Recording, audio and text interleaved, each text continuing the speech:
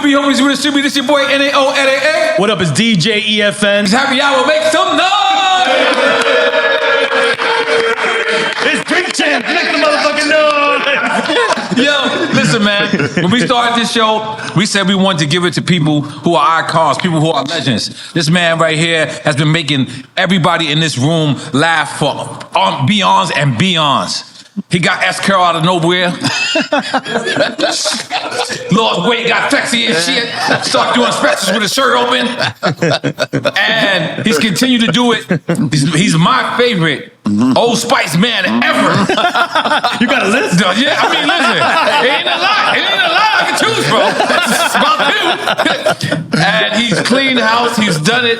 He's been funnier and funnier and funnier. He's grown with time. He is truly the definition of wine gets better with time. He is a legend. He's an icon. And today, Drink Chance is so happy to give this man his flowers and tell him how much he means to the game and tell him how much that when he's doing comedy, the world is a better motherfucking place.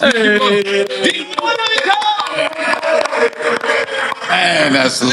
Thank you. Appreciate it. So the one thing that I'm a very fan of comedians, right? Obviously, right? Yeah. The one thing I can see about your specials is you never repeat jokes. Yeah. Like, I see some of the greats. Me watch them, like I'll watch them at Miami Improv and I'll go to like Milwaukee and I can finish their joke. You know what I'm saying? Because I'm like, yo, man, my dude, I was watching it. But something about you, especially with your specials, you don't, why is that? Why do you do all new material? Man, I just think that people deserve that. You know what I mean? Like when people come to these shows, man, they getting babysitters, outfits. You know what I mean? They taking budgets out their paychecks to just come see you. Right. For you to come see me and I do the same thing that you saw last time, if it was me, I wouldn't come again. You know what I mean? Because I keep getting babysitters for no motherfucking reason. You know what I mean? Like I'm not gonna do that.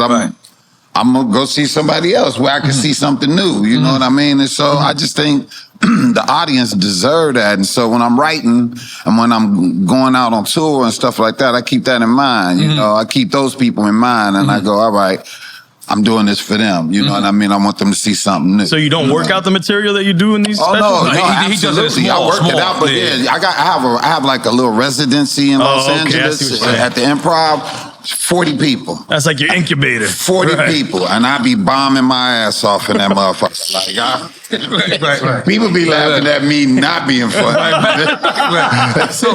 But I have to do it. You know what I mean? I'd rather bomb in front of 40 people to see what work and what don't. But then once I stockpile all that material, then after a while, after a few months or whatever, I go hit the road. Because you really be taking down the jokes that really do work. And I purposely leave one joke that don't work. Okay, you leave I think it's funny not being funny sometimes. Okay. You know, so I seen you in a Breakfast Club and you was talking about the Spare. I believe the Spare is the thing in Las Vegas. Oh yeah. And you were saying that I believe YouTube, right? Yeah. Sold it out 4 days in a row. Yeah. For 5 months straight, right? So it made me start to think, one, obviously, I thought of Bad Bunny, but then I thought of Bad Bunny. Bad Bunny did similar to that 3 months straight. I believe it was 4 days a week, but it was in Puerto Rico, so that's home court advantage, right? Yep, absolutely. So the one thing that I was thinking about when I heard you say that was, the one thing about this is you got Paul McCartney, you got YouTube, right? You got YouTube. Group, YouTube. YouTube is a group. Yeah. So it's more than one people that you're coming to see. Now, can we do that same thing with Kevin Hart and Chris Rock? Drake and Kendrick Lamar. Each one of them by themselves? No, together.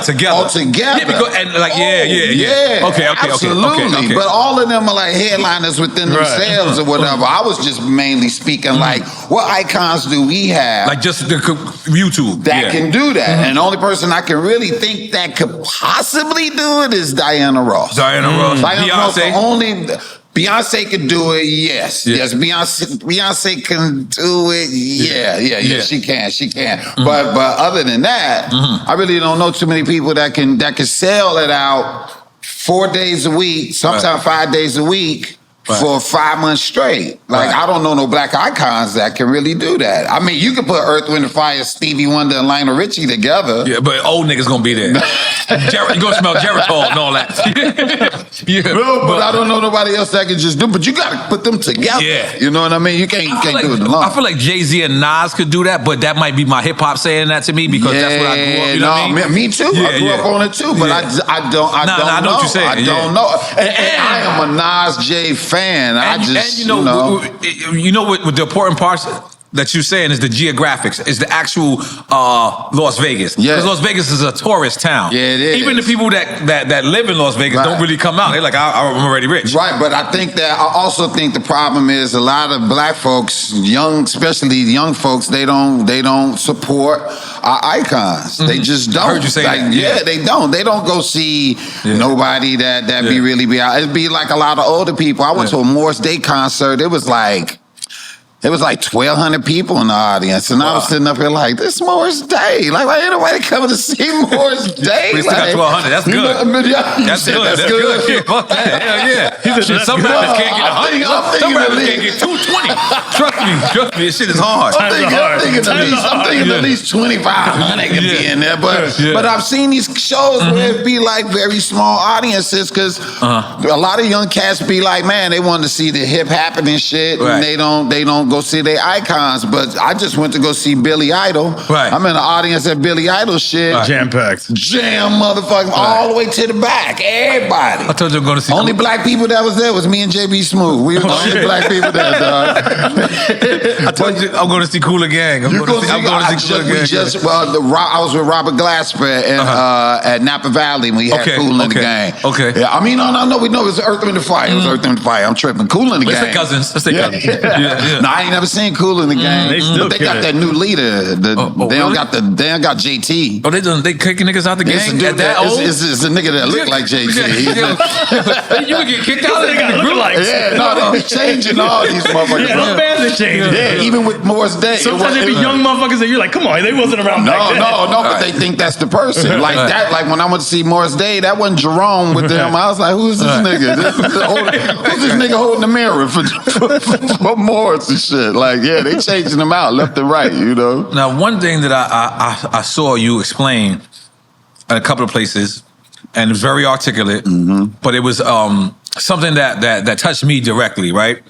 That y'all said that when y'all renegotiated Blackish, everybody kind of went in and kind of like did it individually. Yeah. Right? And that's something like, I believe that hip hop could have learned from y'all, right? Yeah. Like had y'all like collectively, you know, got together because collectively without y'all there is no show, right? And the show is a hit show, right? It's a hit show, so it just makes sense. Like, hey guys, we're not trying to be assholes, but we're trying to be compensated in the way that we did. Do you think that was a mistake that you guys didn't come together? I totally think it was a mistake because I rallied, especially with the guys that, if anybody ever seen the show, we used to have like an office scene where Anthony would go to work and he'd talk to his coworkers, and we used to always do these office scenes. So I was talking to the office people like, yo, man, they need us for the scene. Right. Like, let's just chill, and then let's get our money up. Like, everybody else is doing it. Let's just do that. And they was like, because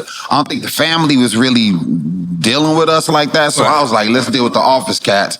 All of them was like, yeah, let's do it. Wait, when you say the family, what you mean? Like Anthony, Tracy, the whole right. family. Like, that was one entity, and then it was the office. That's crazy how you would separate it that way, though. Yeah, because I wouldn't even look at it like that. Yeah, because when we did these scenes, we never was with the family. Every blue moon, you'll see episode with us with the family, but other than that, no. Yeah, it'll just be us. You fucking me up saying that. Anthony will go over here. Anthony will go shoot this, and then he'll come shoot with us. Right. Wow. But we never really was with them or whatever, you know. So I was like, man. So everybody was like, yeah, let's wait and let's get our money up. Right. And then I went in there, picket sign, black fist up, and they was like, yeah, they already signed.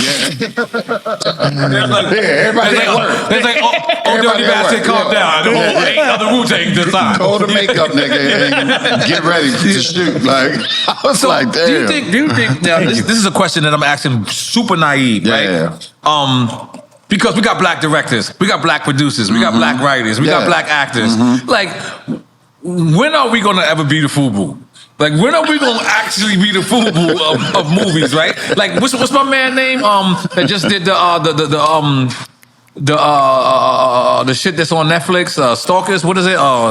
The shit with Michael B. Jordan. Sinners. I said Stalkers. It's close. It's close. But we understand that he's a black director, right? We understand. So, and it's successful. Yeah. Isn't that an example that we should just go and take on our own thing? Or do we need these budgets? I mean, it's all changing right now, man. Everything's changing. Everybody is getting super independent. Everybody's doing their own thing. One thing that they can't take away is, you know, a hit is a hit. You know what I mean? That the script is great, the script is great. They can't take it away. Like a star is a star. Right. You cannot take away a star being a star. You know what I mean? It's just, it's inevitable, you know? So as long as you keep writing what you're writing and it's going to speak for itself, you know what I mean? Like, especially if everybody want it. Right. The problem is that I don't think that we are like taking each other with us. Right. You know what I mean? It's still that only one person can get it at a time type of mentality. And that's some stupid shit too. But it's like that in music too. It's like that in everything. It's like, and it's so sad because it's different styles of people. It's different styles of people. Comedy, acting, music, hip hop. And it's like, let everybody have their own style and their own lane. And maybe it can be 6 motherfuckers at the top of their thing, but in different styles, you know what I mean? Like back in the 90s in hip hop and shit, that was the beauty about hip hop back then. Everybody was unique. Unique and doing their own thing, and it was like that. And now it's like, if you not sounding like a motherfucker, you can't get signed. And that's how it is with comedy a lot of times too. If you don't sound, or if you're not doing this, because there's a lot of comics that's doing like crowd work, you know what I mean? And I'm not mad at it. What do you mean crowd work? They go on stage and they just go, hey, where you from? Right. Oh, yeah, what's your birthday? Oh, that's your wife? Oh, okay. Hey, you, that's your girlfriend? Hey, and there's no written material. They just doing that. I'm not mad at that. Like, if that's what you do, that's what you do. But everybody's doing it. Is that called improv or no?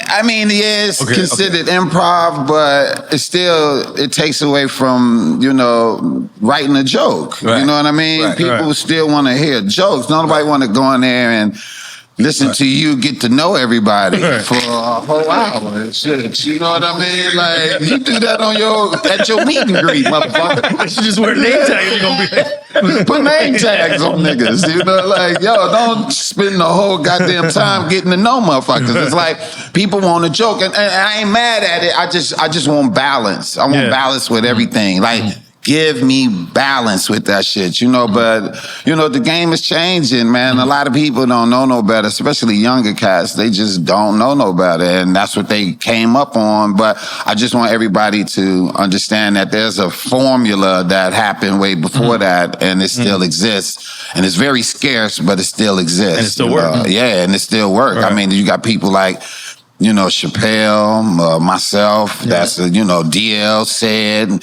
that's out here, like, really still killing the game with that, you know? And so I just want people to understand that that's not the end-all, be-all. Like, look for balance in any comedian you go see. Force them and challenge them to write a joke and see what happens. So let me ask you, right? In these past couple of years, it's been a lot easier to get on in comedy because of this, right? Yeah. So you have comedians that's full-fledged comedians that can get up and give it to you, and then you got comedians that's sketch comedians, right? That cater to Instagram, right? We had an episode on this show one time. It's one of my favorite episodes on the show. We had what was the guy? Mike Epps. Yes, we had Mike Epps, who was just a natural comedian. Yeah. Shout out to Mike. I did not know what I was doing. I did not set this guy up. Just so you know. So I just put the internet. I forgot his name. It's Redo Brown, which I love. But I put him next to Mike, and Mike just couldn't help himself. He just started frying this guy. He just he was like, yo, he said, it looked like God wanted to make you a midget. And he said, I'm gonna give you a little bit more inches. And I said, oh That shit was wild, man. Yo, so what I'm thinking, this is how naive I am. Let me give you 2 parts. One, I'm thinking every comedian knows each other. Yeah, we thought that they knew each other. And then 2, I'm at least thinking they know each other. Like at least they met, and Mike just couldn't help himself, bro. Like, and then what's Mike's boy name? The older gentleman. Oh, he was even worse. They was just going at him, and I'm sitting there, and I'm saying to myself, I set up this comedian without me knowing. I knowingly put 2 brave fucking warrior comedians into a newborn, basically, and they just ate the newborn baby. Yeah, that shit was wild. And I laughed at it. And you know that was like an idol to him. Like he's getting. Oh, not no more. So what I'm trying to say is, right?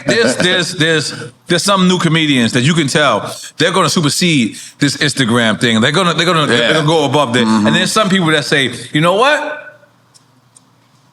That's your world, but stay there because you can't fuck with this other world. Yeah. So it's absolutely that's the truth. You know, like those sketches and what you known for online and shit, and then you getting this notoriety and everybody love you and shit like that, and then you try to go to a comedy club and you try to get some material. You're going, if you're gonna do that, you better go get some writers or something. Don't go in there, motherfucker kick a cat. Right? Kick it in the lake, and everybody see that shit go viral, and then you go on stage, you funny. and you to kick the cat nigga in the lake and shit, right? So now you got on stage, you got to be kicking shit and kick a bunch of shit and make everybody laugh. Just got shit lined up to kick, just kicking shit in this motherfucker. Like, yo, you better keep kicking, motherfucker, because you ain't got no material and shit. You know what I mean? But that's what they do. They have to watch that.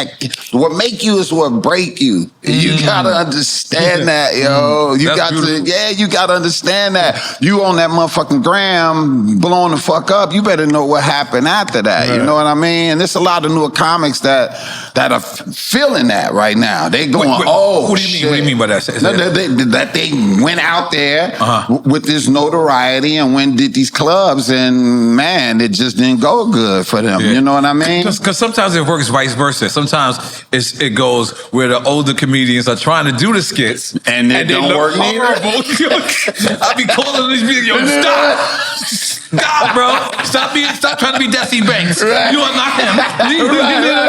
But shout out to Dez. Man, Dez is dope. That's what I love. Dez is one of those guys that got it all. You know what I mean? He figured it out, and he gave homage to motherfuckers before him. You know what I mean? You know what I love about the new comedians? This is what I love. When they get canceled, like they 3 days of cancellation, it's crazy. You didn't see? You know he got canceled the other day. Desi Banks. Really? He did a skit about the guy who was like, I like you. You know the guy who raping people in jail? Oh my God.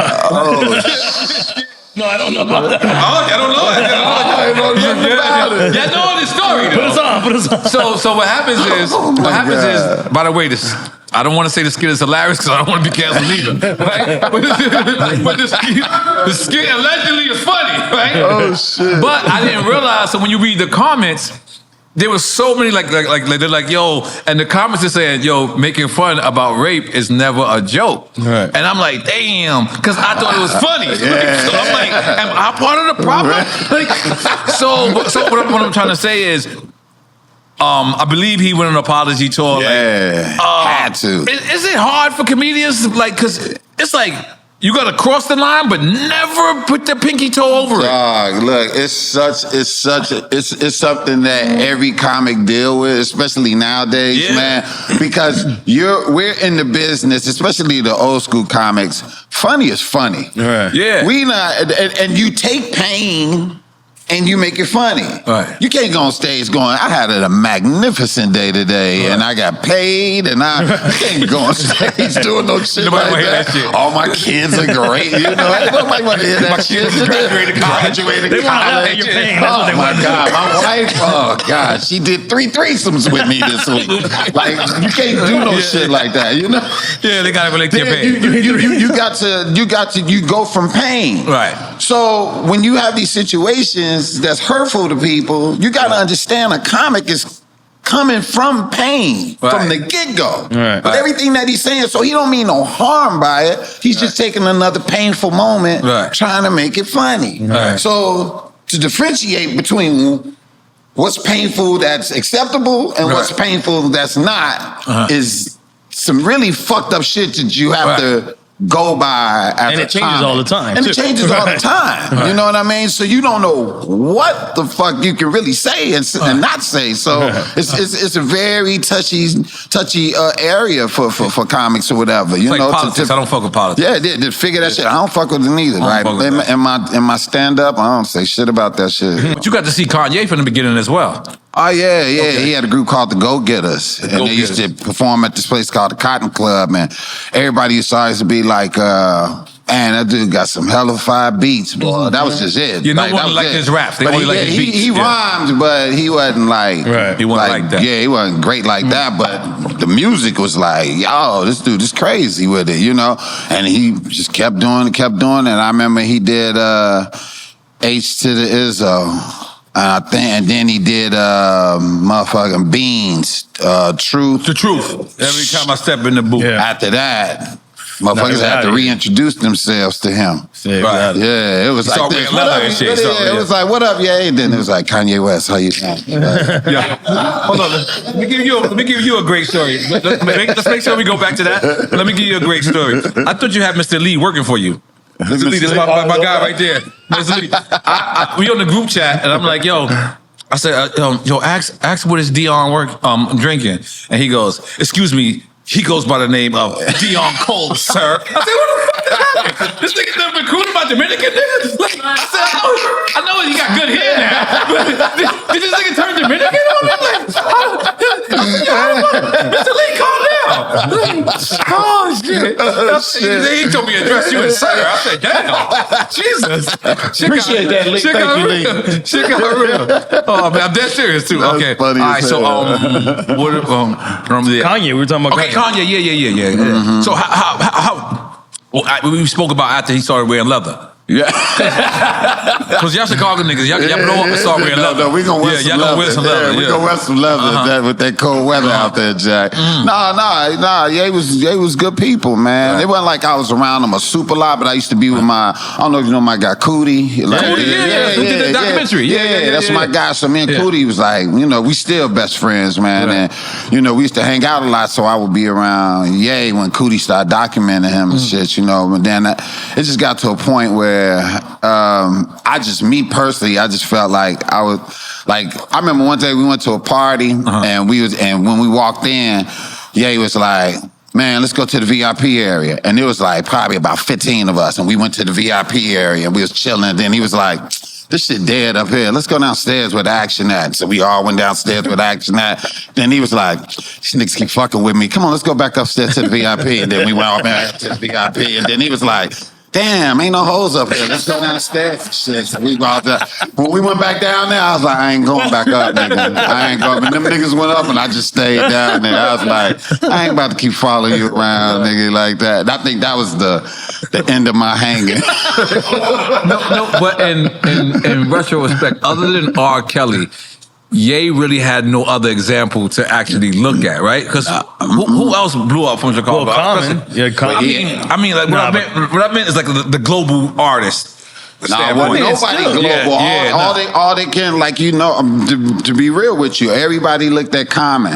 Common was the motherfucker. I mean, who was the dude that was doing it. If you did a song with Common, you was like Cole. So I'm quite sure Ye was excited to rock with Common. You know what I mean? Because it was Juice, Common, Twister. No idea as far as producer. Do or Die. Yeah. You know, it was a lot of great West Side MCs that was getting down. You know, Psychodrama, Buck, and all them. They was all getting it in. So Ye was like, he did a song called A Higher with Do or Die and them, you know what I mean? Because he wanted to work with them or whatever. Yeah. But yeah, it was like you want to work with Chicago artists only at first. Right. Shout out to Traxter. Like, it was all these people that wanted to work together. And once you work with them, then you start really kind of thinking about everybody else in the world, you know, especially if it blew. And it did. And so shit, Ye left, Common left. When everybody started leaving, is the city kind of dwindled down. Really? The Brat left, everybody left. Yeah. Shauna, Shauna was still there. She's still rocking. Shout out to Shauna. Yeah. But it was the city got kind of bland or whatever. But when Ye got with the Rock, man. And then he came home. It was cold. I always loved that. College dropout. Shit, that motherfucker was. They was playing that shit at funerals, weddings, elevators. Like that shit was everywhere. Goddamn it. Na, na, na,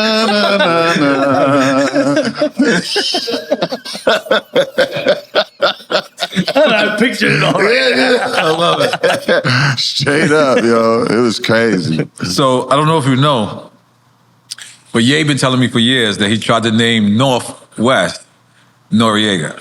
Really? Get out, did he? You believe it? I did not.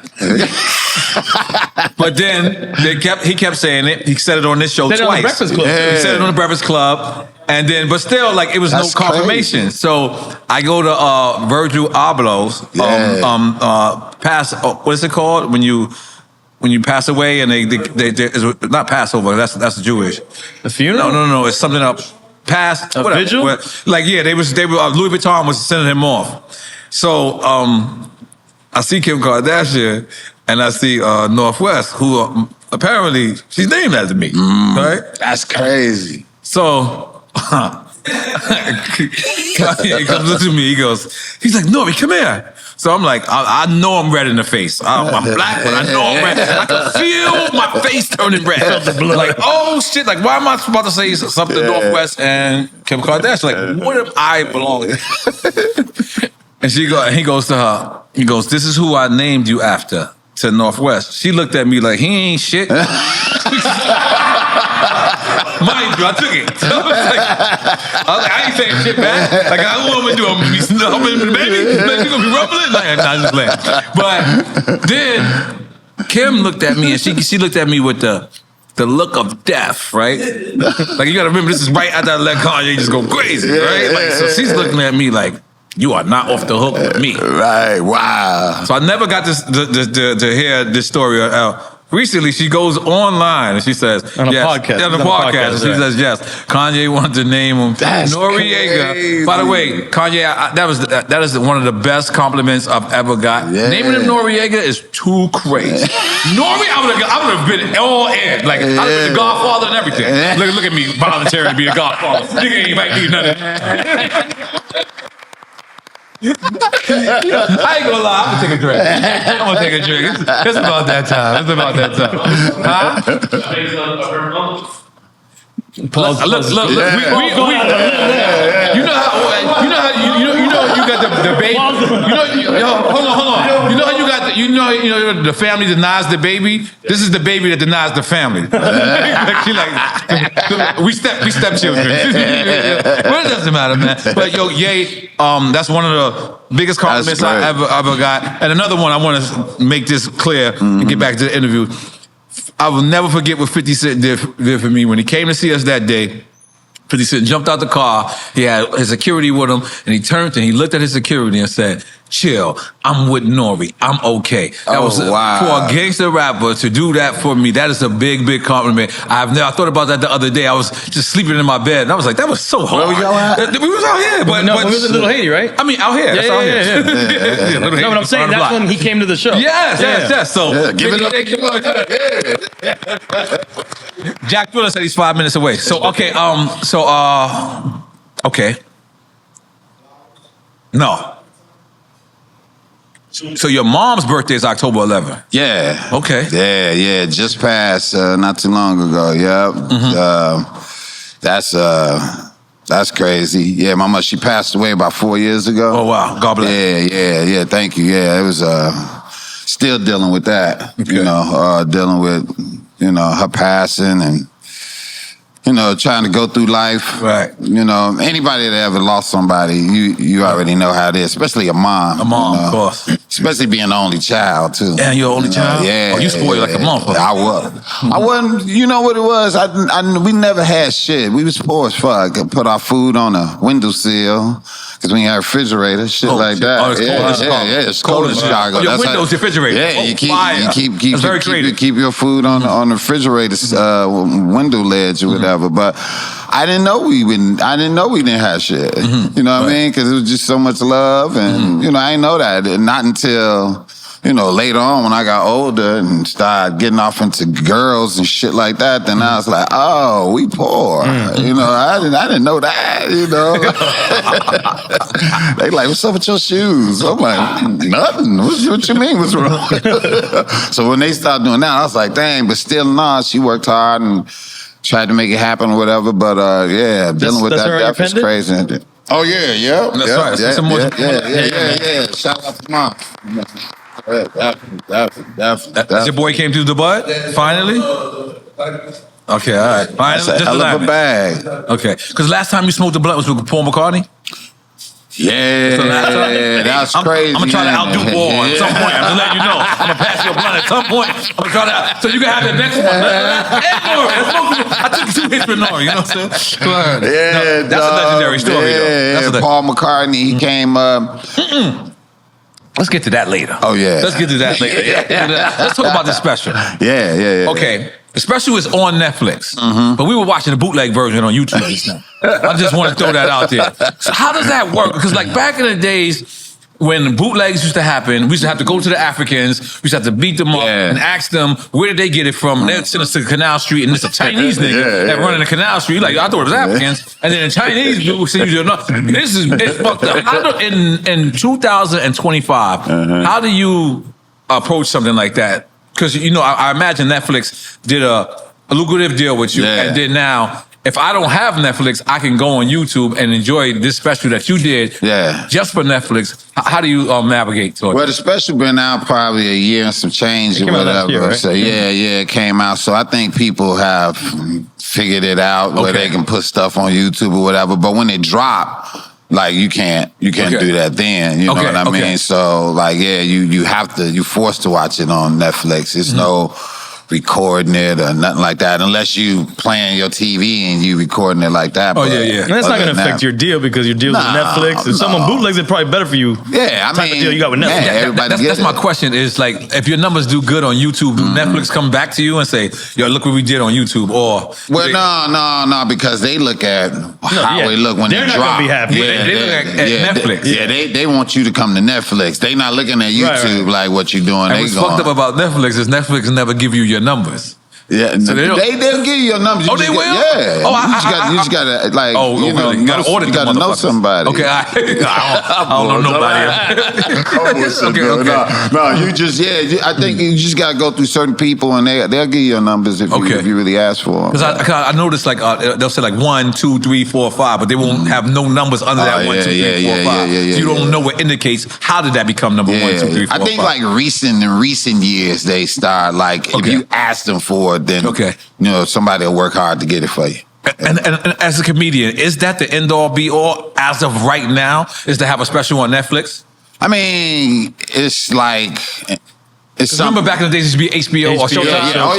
Netflix, Comedy Central, all of that. But you want that. That is a goal for a lot of comedians to have a special on Netflix. Absolutely, because it's like the reach is so crazy. You drop a special on there, and if it's funny, you selling out theaters the next day. You know what I mean? Yeah. Right. So it's definitely a goal for like a lot of comics to reach or whatever. You know? Yeah. Motherfucker, Jack Thriller, come on.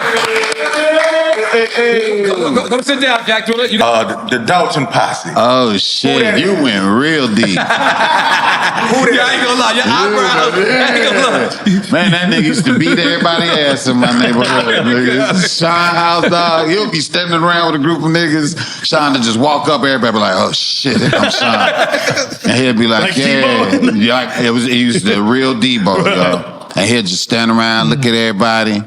and he'll just choose who to slap shit out of. Shit, he'll slap you. Chicago. Yeah, just West be side like, Chicago? no, it was like south suburbs of Chicago.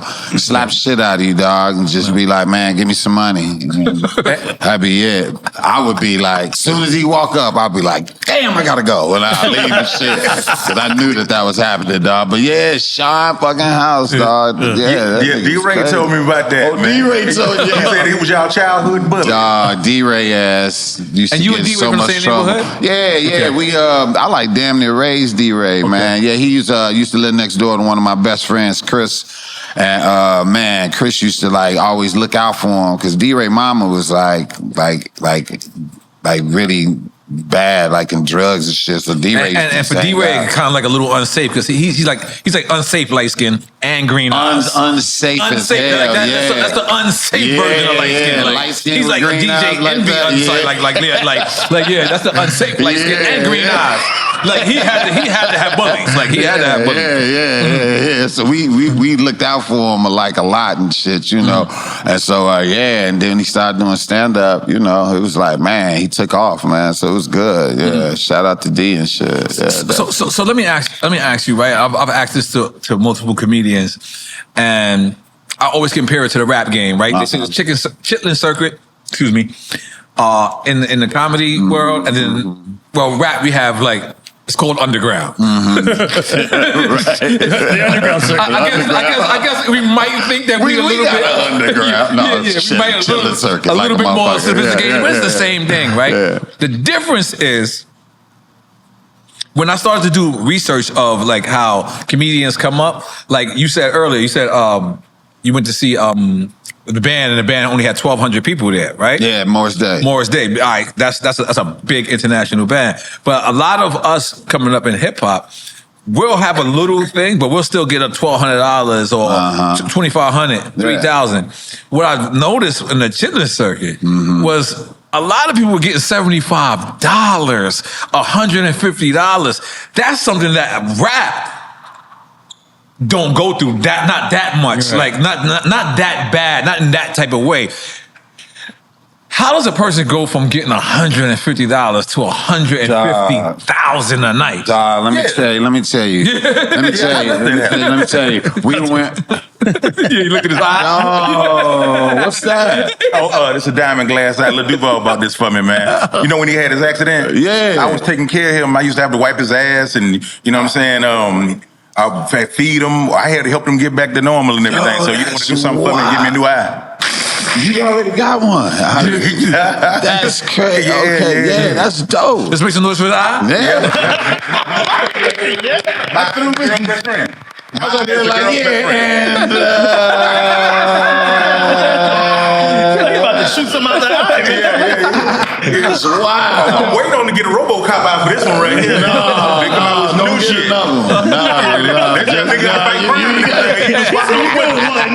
Just one. Yeah, okay, that's good. That's enough. Yeah, no, that's dope.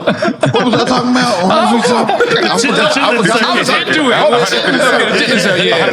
They used to have this tour called the Creative Tour. You go from New York, right? And you go all the way down, state to state, all the way down to Miami, and then back over to Dallas, then up to Memphis. Every night you driving from city to city, getting $200, $200, $150, $300. It's a bunch of comics together? It's like two comics, and y'all ride together, y'all rent a car and just do that shit, and everybody had to do that. It was crazy, dog, and we didn't make no money, but you felt like you had to do it because everybody big was doing it. The rap game, like, we owe comedians an apology. Like on behalf of the whole rap game, I'm just being honest with you.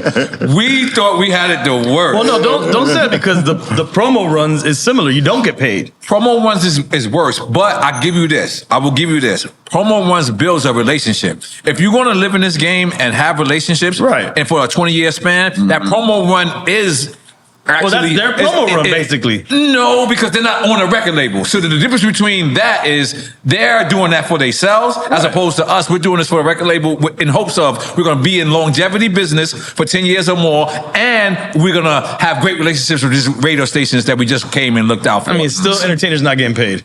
Still the same thing. Oh, that part. Yes. No, I'm not debating. We can understand why, but it's still the same thing. Nah, ain't no per diem. Hey, look, I'm drinking this diet drink because of you ordered it. You brought up not getting paid and whatnot. I was talking to Michael Blackson. Uh-huh. Y'all did a 4-city shout out to Mike. Yeah. UDL, Cedric Entertainer. Yeah. Y'all had a show in Chicago. Yeah. And you know what I'm saying? The turnout wasn't really good because of the promotion was wrong, or the promoter. Which way? When in Chicago? In Chicago. And then the promoter was trying to cut a deal with y'all. Nah. Like you cut him a break. But you was the only one who wasn't answering the phone. You told him, hey, holler at my agent. No, I remember something like that, but nah, it ended up working out. At the end of the day, it all worked out. But I don't know what Mike's deal was, but mine worked out. Oh yeah, you got all your money.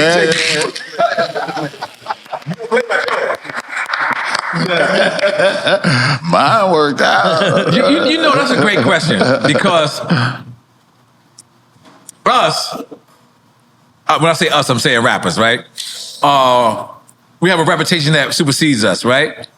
Right? So they'll say, all right, cool, maybe I won't play with DMX money, but maybe I'll mess with Mocha Loco's money, right? Maybe I won't mess with N.O.R.E. money, but maybe I'll mess with Monster's money. Mm-hmm. All of y'all are known to be funny people. Mm-hmm. So how does the promoter choose who to mess with or short and who not to? Man, they just have to like figure it out. I always got my money, man, because this is what I used to do to promoters back in the day before I had like representation. Somebody would call me up and be like, hey man, I want you to do a show down in Louisville. And I'd be like this, who is this? And they'd be like, Scott. I'd be like, nah, I heard about you. I'm good. And then they'll be like, what? And I'd be like, yeah, I heard you ain't paying motherfuckers and all that. And I'm not doing that. They always do this. Who told you that shit? And I'd be like, everybody told me. Like, I ain't coming down there. He'd be like, nah, fuck that. Nah, that's my reputation. You know what? You know what I'm gonna do? I'm gonna throw you an extra $1,000. We're gonna pick you up, put you in the finest hotel and everything, so I can show you who I am, because that ain't who I am. And I'd be like, all right, man, let's see. And they always go above and beyond it too, because when nobody never even said that shit. That's a good way. Let me get one of those blunts, Boris. Speaking of one of those blunts, Paul McCartney. Yeah. We was getting into it. We was getting into it earlier. Paul is one of the realest. And you bombed too. Yeah, I bombed tremendously. Yes, he laughed the whole time. He laughed at the bombing? Yeah, he came upstairs. He came upstairs and was like, hey man, I came here to see you. I saw your name on the marquee and I think you're funny. Yeah, I coming home from rehearsal. I got a world tour coming up, and so I just want to come in and come kick it. And I was like, what? I'm looking at him like, what? And he was like, yeah, and he reached in his pocket, pulled out this fat ass joint. He was like, you don't mind, dude? And it was a joint, not a blunt. Yeah, it was a fat joint. Okay. Like Snoop roll, like Snoop. Yeah, okay. He Was it loud or was it sour? Nah, it was loud, yo. He lit that motherfucker and he was just like, yeah, man, so how long you been doing stand-up? And I was telling him, and then I was like, hey, man, let me ask you a question. He was like, what? I said, yeah. I was like, what was up with you and Michael Jackson, man? He was y'all cool? He was like, yeah, we was. I hate he died and we didn't speak. Yeah, he was like, but yeah, he fucked me over, man. Fucked me over. I think Mike would have fucked him up though too. Yeah, like on the one-on-one. Like I ain't gonna lie, I heard some shit about Mike. Yeah, no, but he told Mike money is in publishing. And Mike was like, yo, I'm gonna buy your publishing. And he was like, yeah, all right, whatever. He was on acid. And Mike, he didn't realize he told Mike everything. Yeah, he told Mike bought his publishing.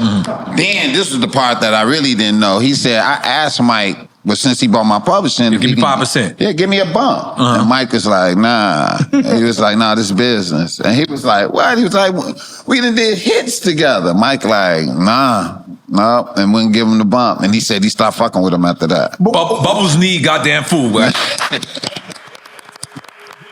Did he stop fucking with Mike, or did Mike stop fucking with him? I believe he stopped fucking with Mike. After somebody take your publishing, bro, I believe it's on you. Hold on, let me ask you this. You think Paul had $47 million to buy his own publishing? I think, no, he didn't. They didn't make. He said they didn't make money like that. He said he wasn't making money like that on his records. He was like, they signed really fucked up deals. Right, he was like, he make his money on the road and shit like that or whatever. He was like, it wasn't. He said he was actually looking for a bump because they didn't make money. He was like, I got to split money with 3 different other guys. Right. And you got to remember too, that catalog didn't start making money till years later. That's the reason why they always say that it was a problem because with Mike is because Sony wanted that publishing back. That was all. It was all under Sony. So this is some deep shit that I don't want to keep continuing. Because Mike was in a gangster world than me. Yeah, but you know what? What I think Mike really didn't like white people like that because he gave Little Richard back his publishing. Well, Little Richard made Babaloo, Richard. Babaloo, Babaloo, Babaloo, Wasn't there some beef to I ain't gonna lie. Everybody got a little fruity, but like, wait a minute. Wasn't there more backstory to that Beatles and MJ thing? Like, wasn't there something that they did to him, and that's why he bought the... Paul McCartney tried to fuck Mike, bitch. I thought there was some deeper. The girl made that up. I don't know that girl. That they did him dirty somehow, or they said some slick, and then he bought it. He said some bullshit. Like, I heard there was some reason why he did that. Mike was his pet tiger, and he heard Paul McCartney say some shit. He said, all right. Like a true villain? Like Dr. Evil. Mike made this all up. Mike in the Guinness Book of World Records for philanthropy. So he had to be some shit if he ain't want to give Homeboy a bump. He was giving a couple of motherfuckers bumps. I don't know. He just simply said that. Paul McCartney did give Mike a bump at the club one night. I like what you just did. Mike remembered it. I like what you did. I like what you did. You get another bump. You gotta share that. You did not share your game with me. Mike wouldn't even drink Pepsi. You met Mike? Nah, I never met Mike. But you met Prince? No, I met Prince. You went to Prince Club or some shit? Yeah, I met the Prince. Prince stories.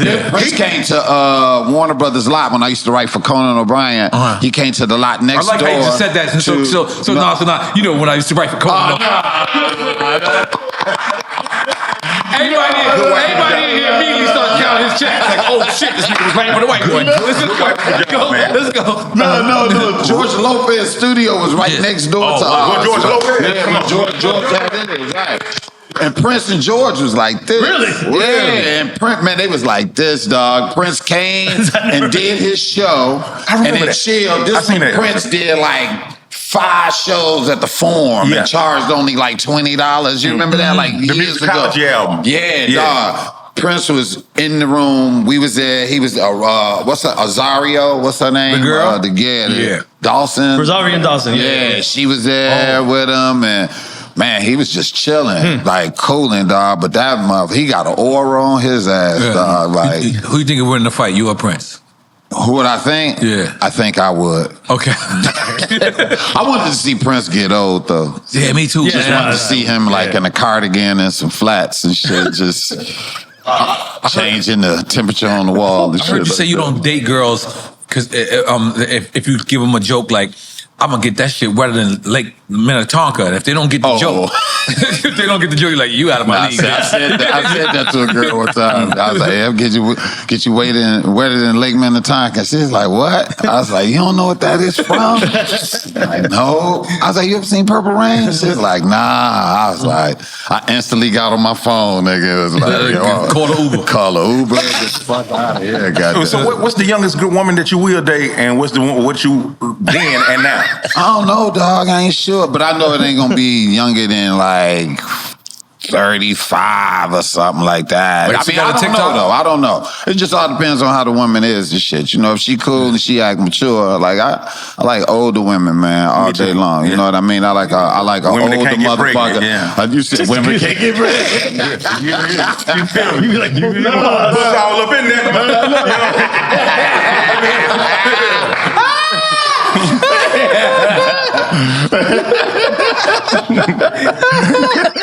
That ain't mine. That's crazy. No.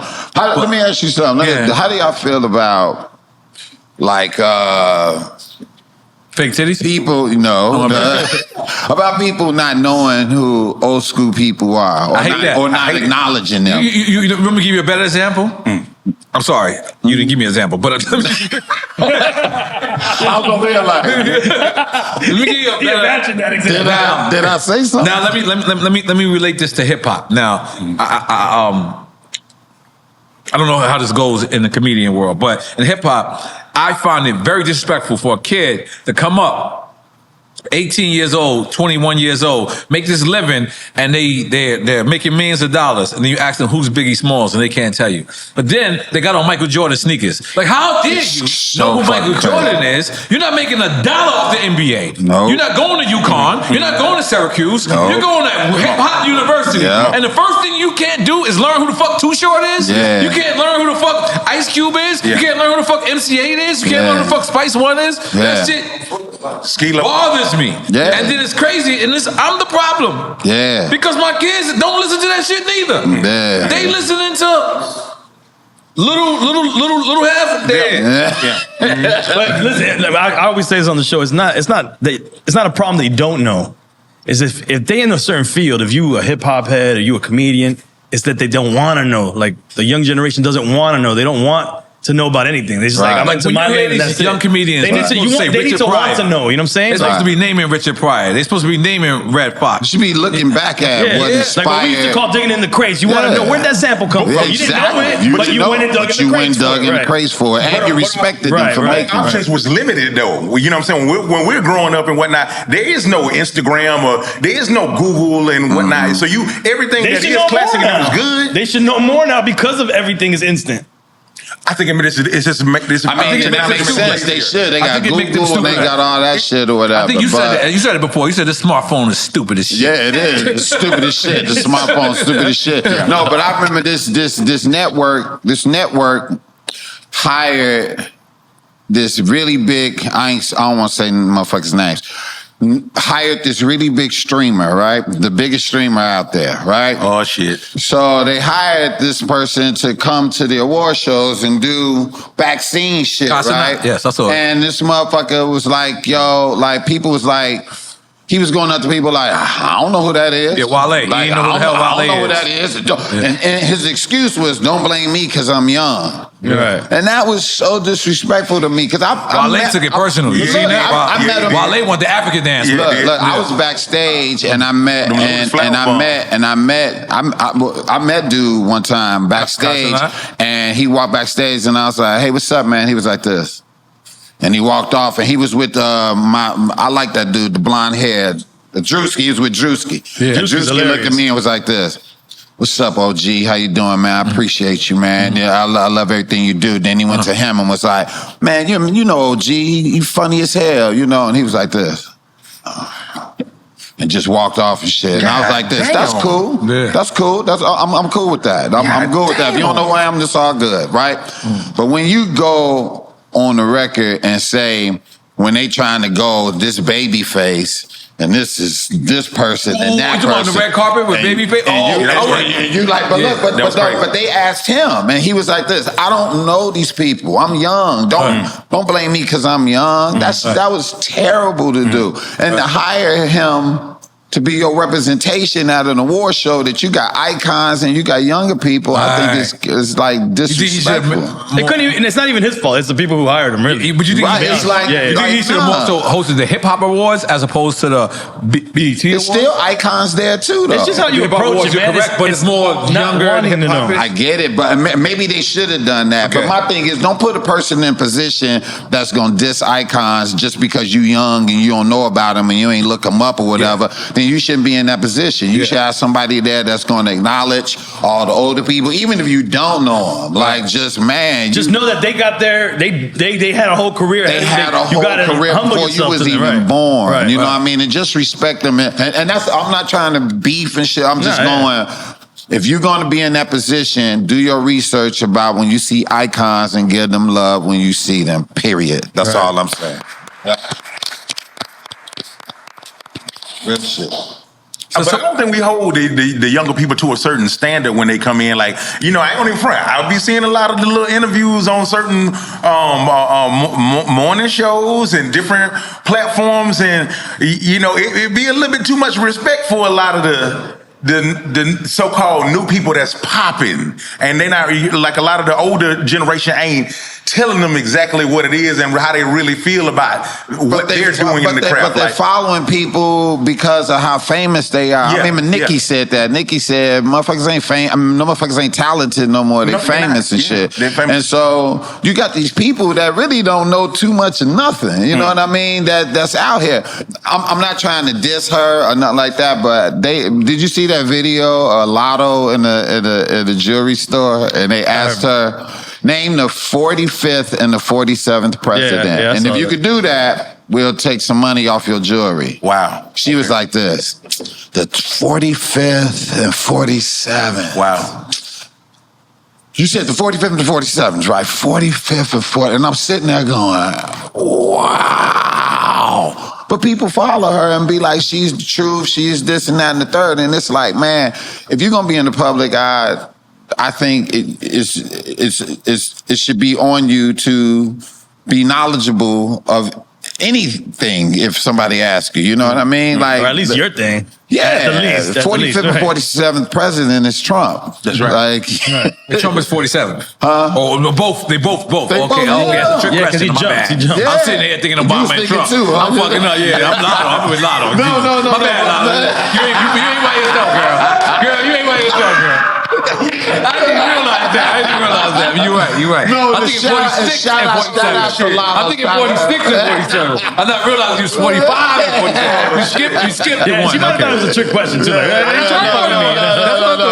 No, but shout out to Lotto. I'm just saying, like, when you look up to these people that are new in the game, and you don't look up to your older people that's doing the game, and you put all your faith and everything in these younger people that's coming up thinking that everybody know everything, they ain't lived enough, or they haven't experienced enough or studied enough in order to be held to that standard that you leaving them at. All I'm saying is there's a lot of older cats out here that's been doing it. I'm gonna talk about even hip hop, you know what I mean? Yeah, like LL and everybody that you can learn a lot from. These cats know a lot, you know, and they have ventured off into other endeavors in order for them to have knowledge of self and knowledge of culture and business and everything, you know what I mean? So I just want young people to really pay attention and do your studies on who you consider the Messiah out here, and don't forget those that really are the Messiah out here. Plus,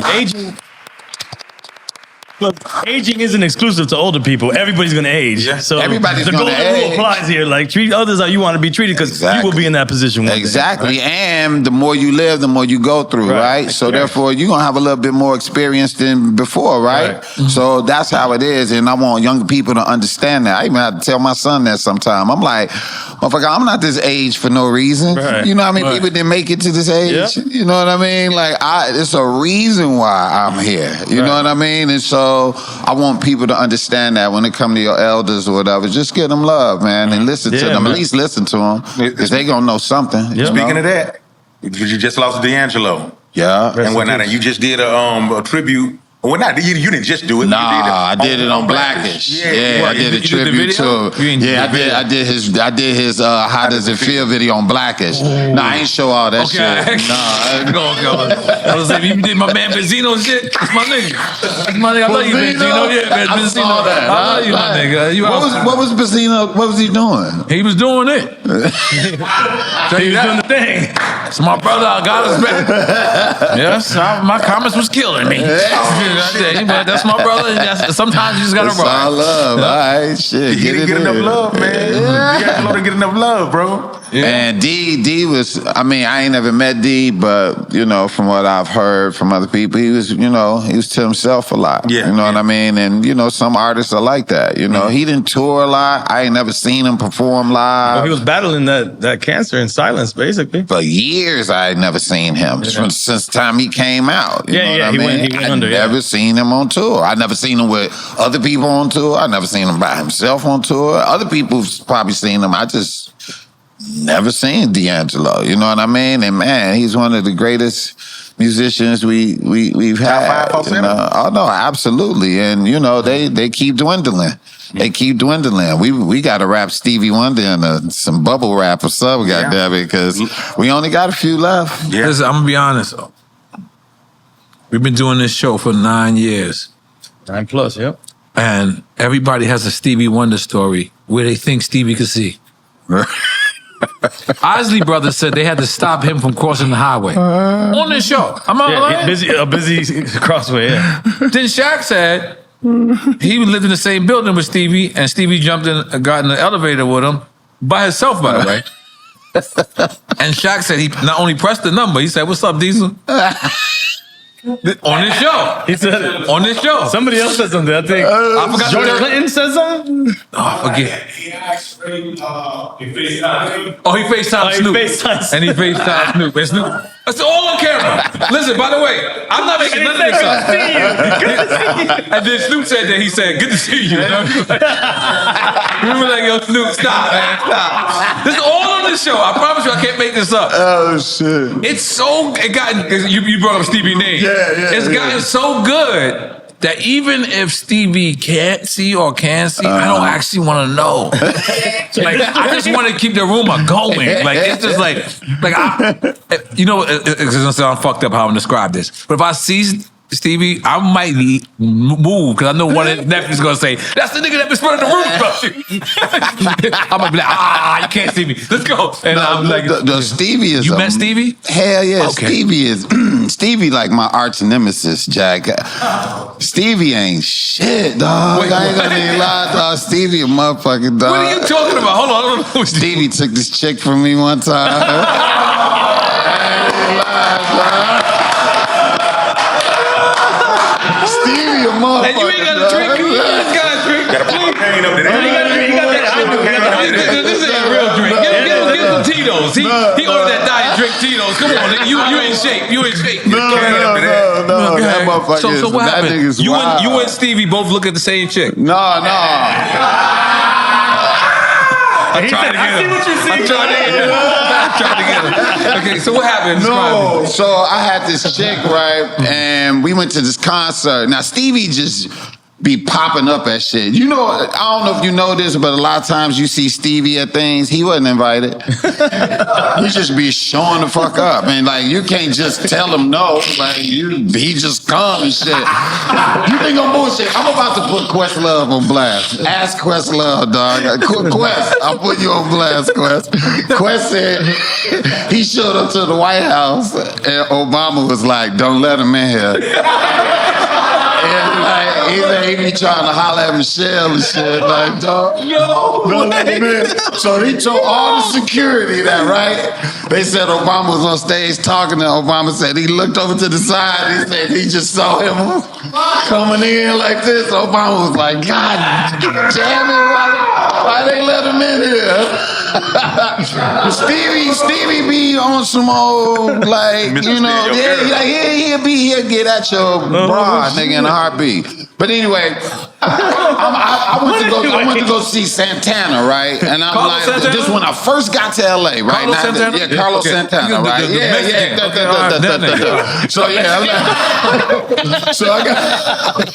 So after the show, I'm going backstage and I got this chick with me, but during the show, he brings Stevie, just come out of nowhere, right? He come out and he do like a guest spot with him. They go backstage. I go backstage. I go, the girl I was with, I was like, "Man, you want to meet Steve?" She's like, "Yeah, I love meet him." And I was like, "Yo, I just want to introduce," telling the bodyguard. He was like, "Just hold on for a second." I was like, "I'm gonna go get some drinks." I go get some drinks and come back. She gone.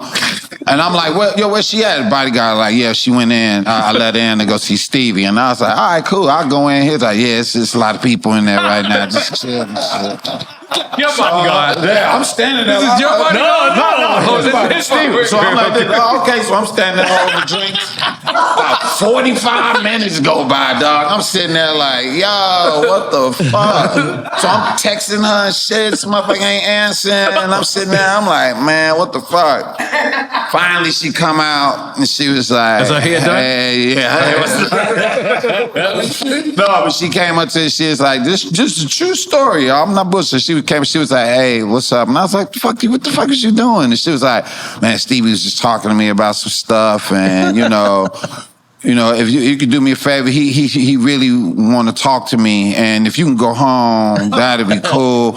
And I got some money for you to go home, and gave me like $100 to go home because she drove, right? And I gave me some money to go home, take a cab home, and I just couldn't believe that Stevie. And I knew Stevie gave her that money because that motherfucker didn't have a dime. I paid for everything. Stevie gave her that money.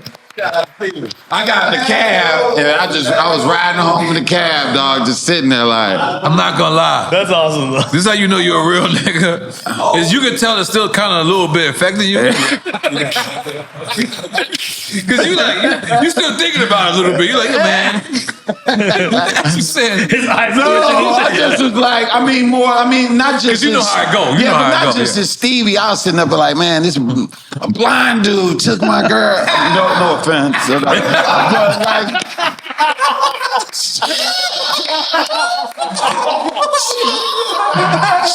took my. You know what? Let's switch the subject. Let's talk about something else. My fault, dog.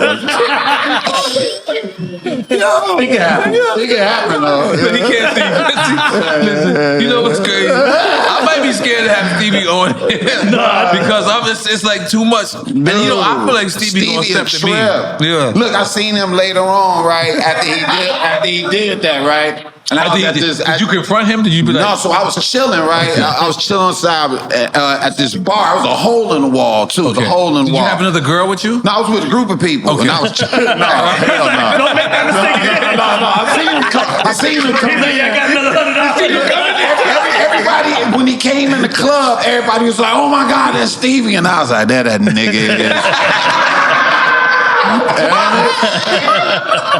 So he sat down, and I'm looking at him like just chilling.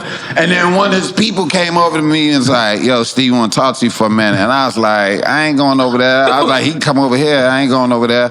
And then they was like, then they came back over and was like, "Man, can you just come over here?" And I was like, "Yeah, all right." And I went over there. True story, dog. I know y'all gonna think I'm bullshitting. I got over there and he was just sitting there and they was like, "Deon right here." And he was like, "Hey, what's up, Deon?" And I was like, "What?" And they're like,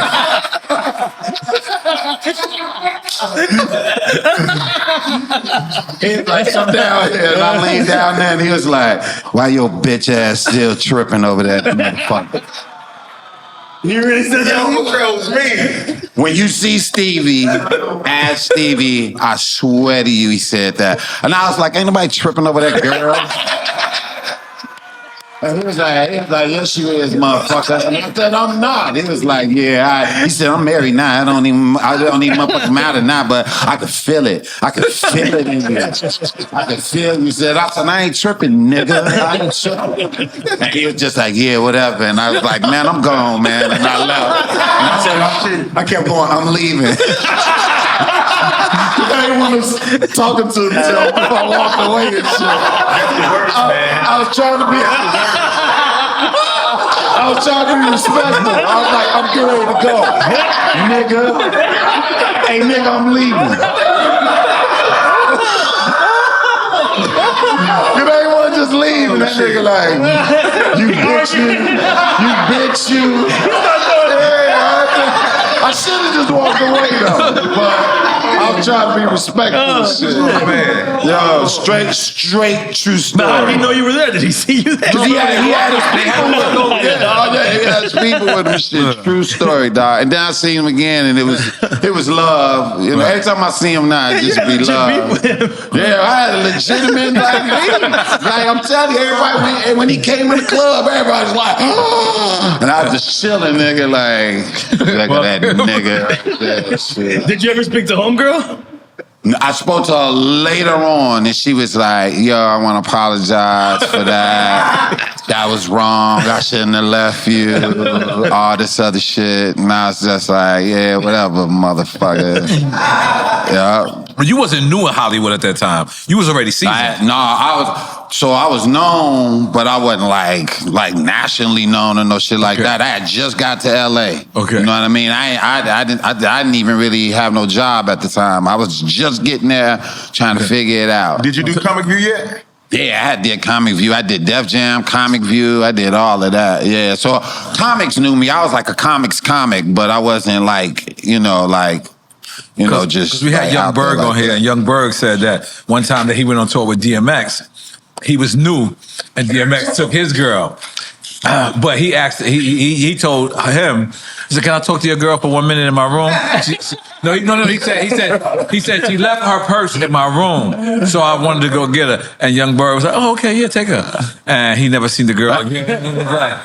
Like he was unseasoned. He didn't know what he was doing. Yo, that's crazy, dog. Yeah, dog. Yeah, I done had some run-ins.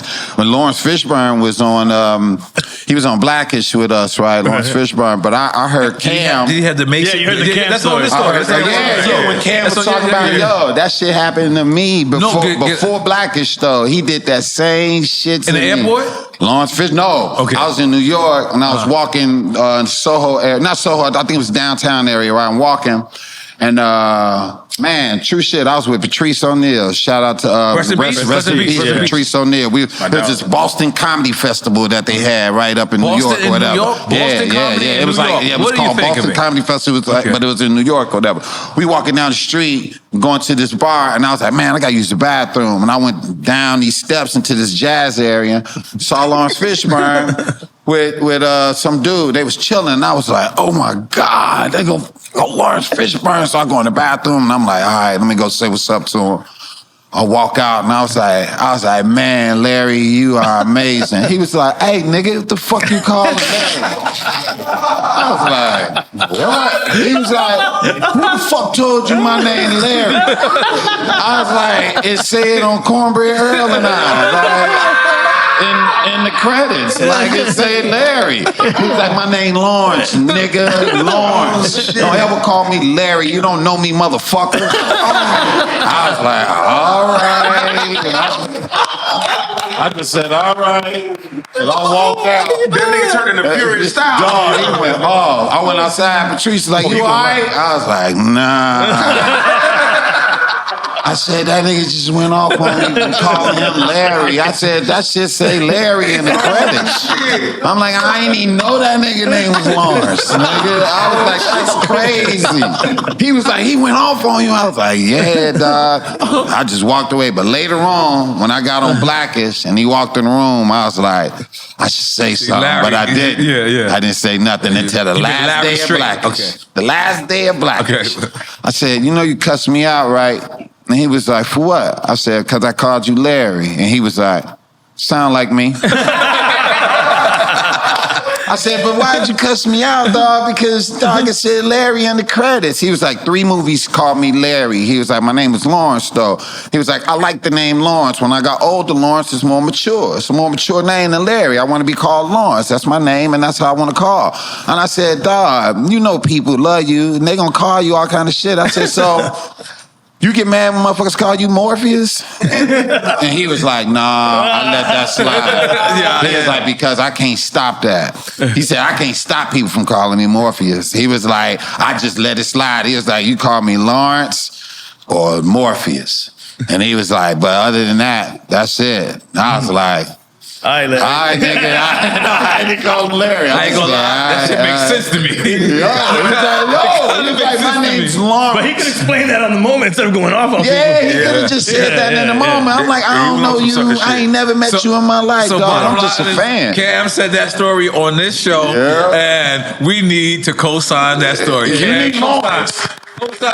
We need Lawrence on there. I'm scared to death. Nigga, I'm confused when I see him. I'm like, Lawrence or Larry? Phone in the Just stick with Morpheus. It'd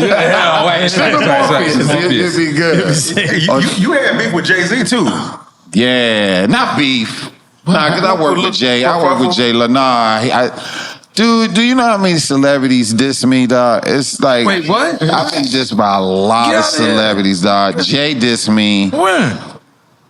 I was at a Def Jam party in the hills. This was like California in the 90s. Hills? Yeah, okay. California hills, right? And we outside, me and my boy Reggie, we outside.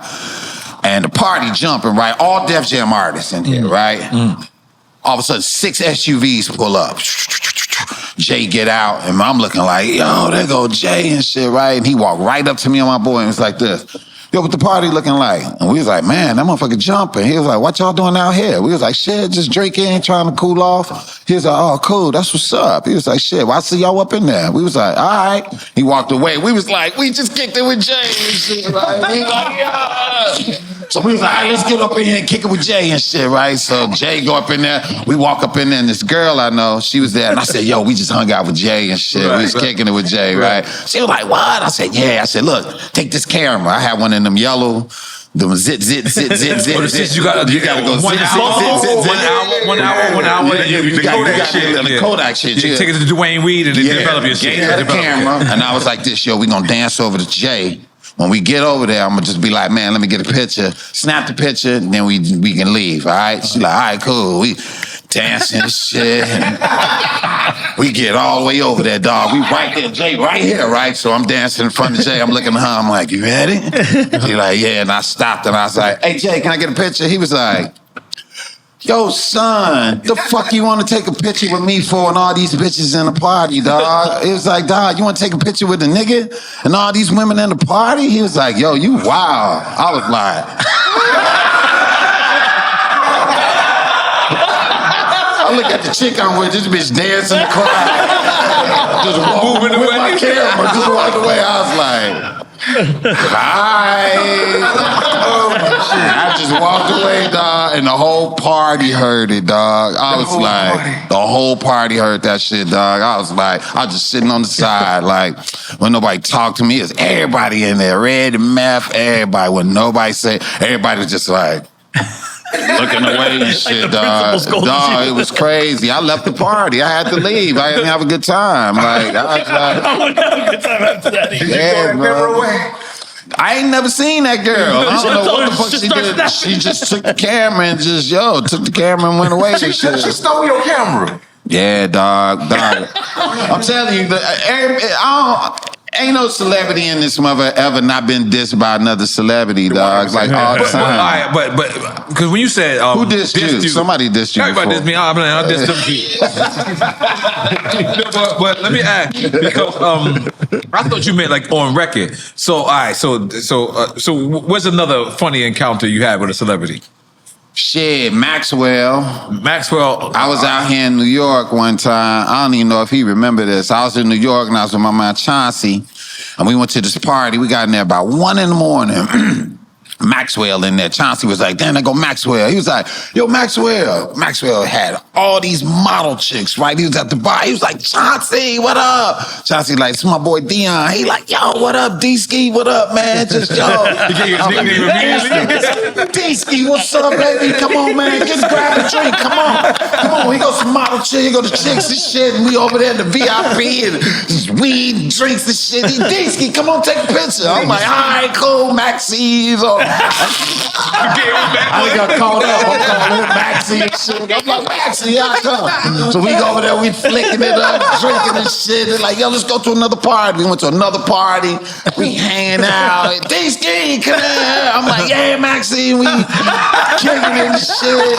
Went home, went to the room, this little model chick, man. I'm like, man, that shit was fly as fuck. Next day, I go out and I go to this party and shit, right? I go up in there. Who in the club? Maxwell. I see Maxwell. I'm like, yo. I walk up to him, Maxie. He was like, what? I was like, what's happening? He was like, who? What? Who's you? I'm like, it's D-Ski.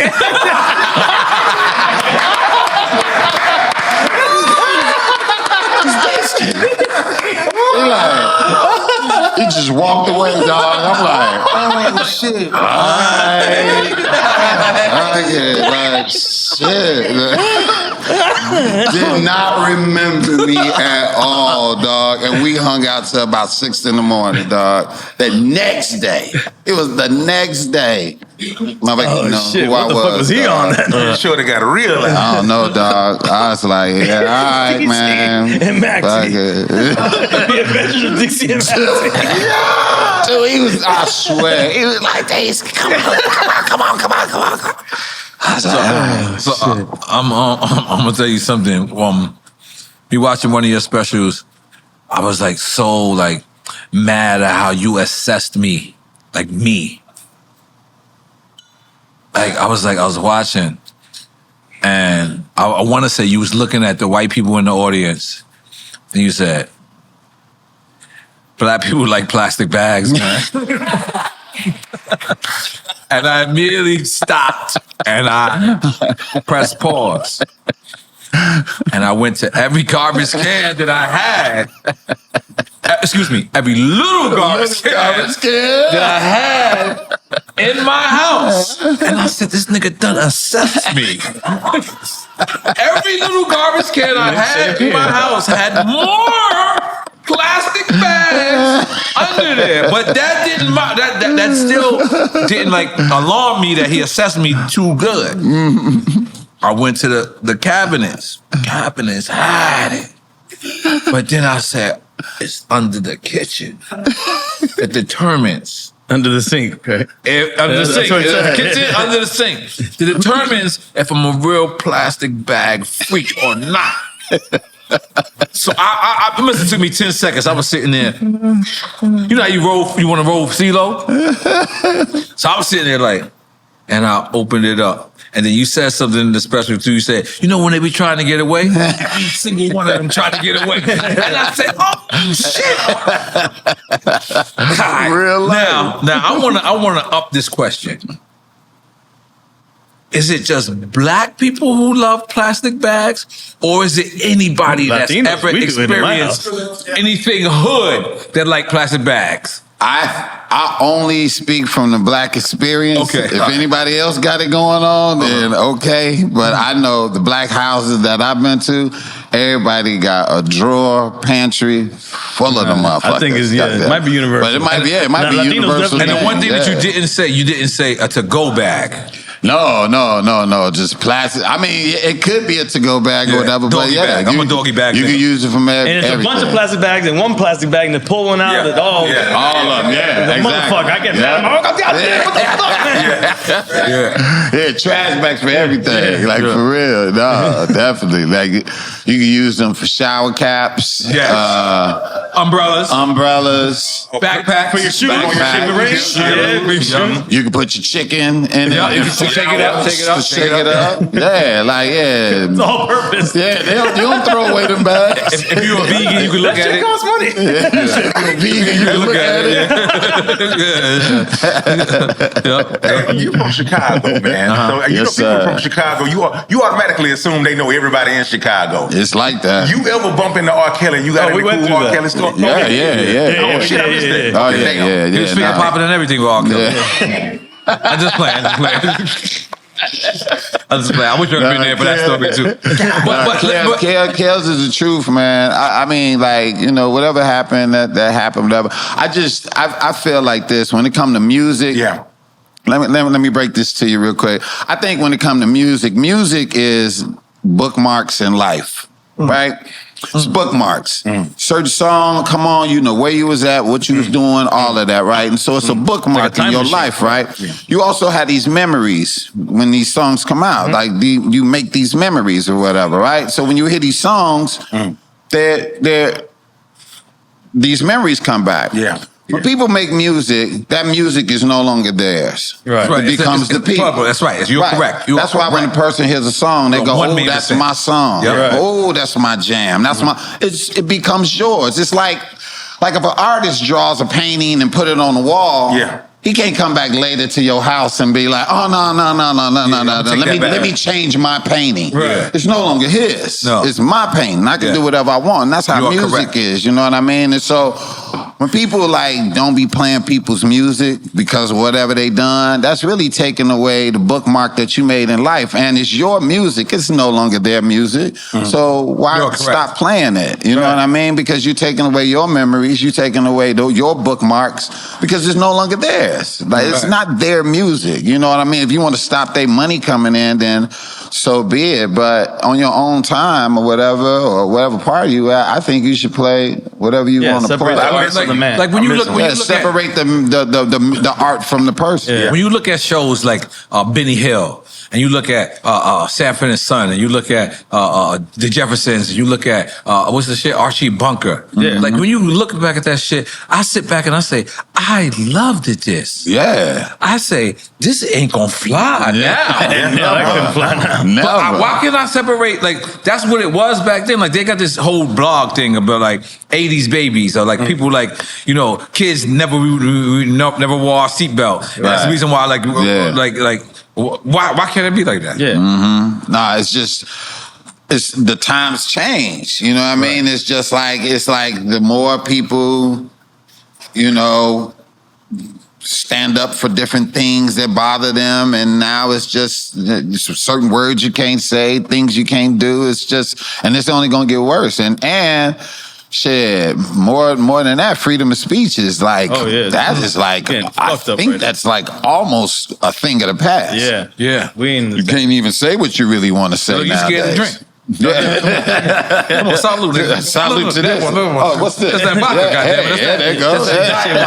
Oh, you ain't got shit. Vodka. But Deon, excuse me, Mr. Deon Cole, I gotta address proper light.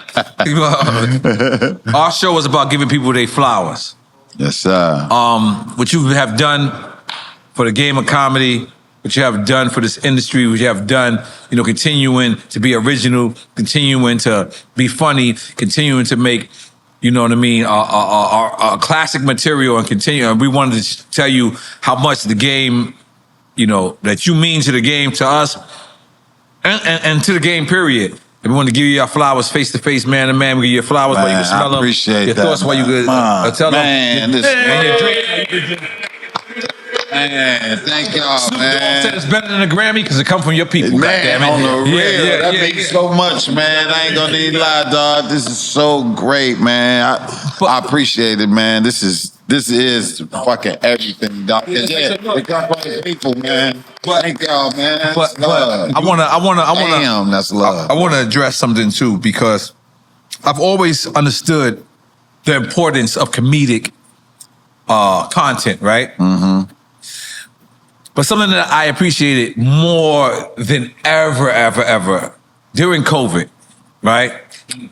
I came outside, but I tried to comply as much as I can. But I'm Puerto Rican and black. So I'm conflicted. I gotta come outside, play handball or basketball, one or the other, right? But during COVID, I realized, I already knew how important it is to laugh, right? But during COVID, I realized how important it is to laugh during disaster. Yeah. Even during, it's like something that's like, something really, really wrong in life. Like I at first couldn't take 9/11 jokes, right? Because I'm from New York City. Yeah. And, what did they say? Too soon. Yeah, It was like too soon. I'm like, whoa. New Yorkers, our fucking middle name is Too Soon. Yeah. Like, whoa. Yeah. But then COVID was something different, right? Because 9/11 was just really us who got affected, like New York City. But then COVID was the world, right? And it was that 30 minutes or that 10 minutes or that 12 minutes that I just would go online and comedians would just be online and just serving that material. Yeah. And it meant the world to me, because whatever comedian I was watching, whoever it be, at that moment I felt like they was talking to me. Yeah. Like, not the world. Like, I felt like they was zeroing in on me at home, eating my goddamn rotisserie chicken and broccoli, trying to be healthy, but still trying to have fun and listening to comedians. Yeah. That's when I realized, I always knew how important comics were. But it made me feel like the world can exist Yeah. Without funny or without comics. How did you take that time? It was very unsure because you're talking to people who make their living doing shows. Interacting. You know? Yeah, doing shows, traveling, doing shows and stuff. A lot of comedians, they don't got health care, they don't got dental, they don't got none of that. They ain't got that. So therefore, to shut that down for like year or two, I was devastated. When you say shut that down, you're talking about touring. Yeah. You know, a lot of comics I had to help out a few comics. Right. You know what I mean? And other comics was helping out other comics because wasn't nobody making no money. It was like a really tripped out time, you know what I mean? But a lot was invented then too, but not, I still don't think it's worth it, but you know, it still was like, you got to find the beauty in that, you know what I mean? I learned how to DJ during that time. I started DJing and playing. I only play like house music and disco music, but I learned, and that led to me making songs and traveling and playing music. You know, I play out here. I play in New York a lot with Tasha Diggs, and I play in Chicago, Terry Hunter, and L.A. And the Chosen Few, KG Superstar, Picnic. And the Chosen Few Picnic. So it went from just playing records to actually being on these stages. Like a whole other career for you. Yeah, a whole other career for me. And you did a nap contest too, where Rip Michaels won. I did it with Tony Roberts. I did one with Rip Michaels too, though. Shout out to Rip, silly Tony ass. Tony Roberts, comedian. Yeah, we did one online doing that. Yeah. So we had a good time. Shout out to Tony and shit. But yeah, man, it was a really, really tripped out, bizarre time. You know what I mean? But that platform is important, you know what I mean, for comics to have or whatever. I got this other thing that I haven't, it's about to launch. It's going to be on my YouTube page. If people can follow my YouTube page, Deon Cole. I got this thing called Funny Knowing You, where I interview these comedians.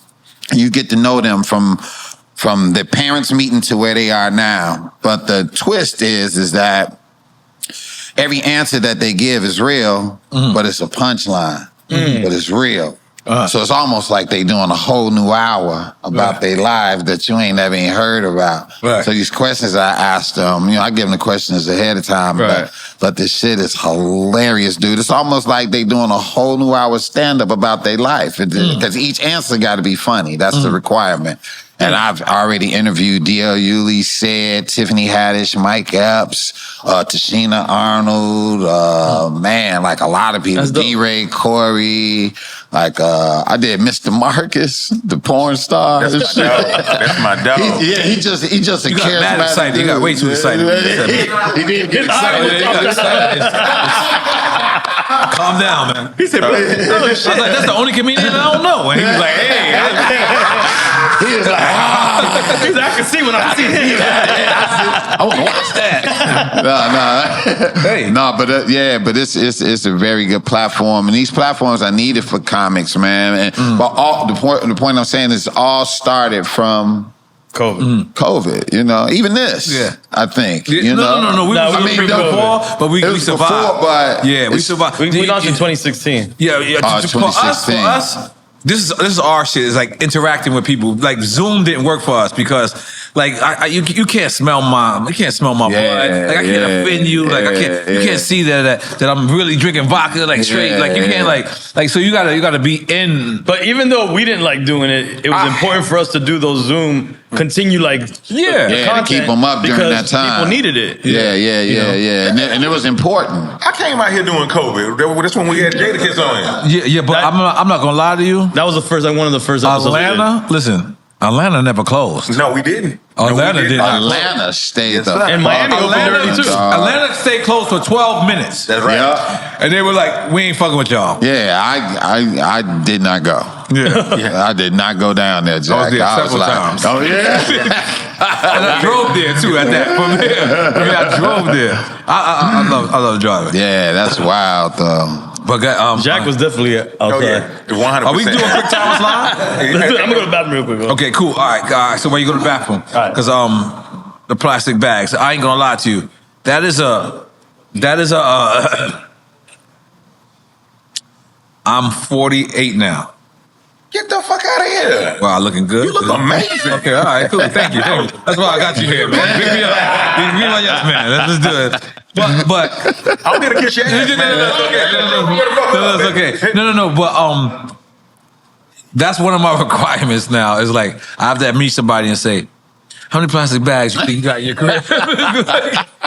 I think that should be the new requirement. Like when you meet somebody, like, and then if they don't get it, then you got to judge. That's a judgment right there. Like, what do you mean plastic bags? Like, let's just stop this conversation. You ain't got no plastic bags. I don't think this is gonna work out. And then there's flavors of the plastic bags too. You got to remember, it's yellow. Yeah. There's brown. There's white. I think that's it, right? I think it's black. Oh, black. See, I'm so black, I don't even count the black. Yeah. All right. Shit. And the brown always seemed like Puerto Rican to me, so I'm somewhat don't count that. Okay, there's one other color. White. I said white. The white one. Yeah. Beige. I said beige. That's Puerto Rican. Okay, go. Okay. Yellow. I said yellow. Okay. That's Chinese. That's right. Okay. Yeah. Like usually the Chinese. No. Yellow Chinese. I see how you try to coordinate it. Damn, yeah, get some foul. It's a foul, motherfucker. Okay. Yeah. So those four we can roll with. Plastic bags. I'm gonna start judging people. But let's talk about average Joe, right? I heard that was actually out on another platform prior to it being on Netflix. BET. Yeah. BET, that's right. Yes. BET. So Average Joe is a actual. It's a Kirk Franklin show. It's a BET Plus show. It's the original programmer for them. It came out on BET. BET Plus, is this shit with Nelly Tip Trail? No. That's not the same, right? That's not the same. It's the streaming. Okay. Oh, okay, all right. What's BET Nelly Tip Trail shit? That was Uncut. I like, all right, cool. My bad. Uncut ain't even around. We need Uncut back. We need Uncut back. Uncut On the was a No Network. motherfucker. Just call it Uncut. Fuck it. Somebody got offended. That shit got cut off. And Eddie Giggs eating ass all day. There you go. Yeah. All that booty cat. All that booty cat. The booty cat. Holy shit, I never heard of that. All right.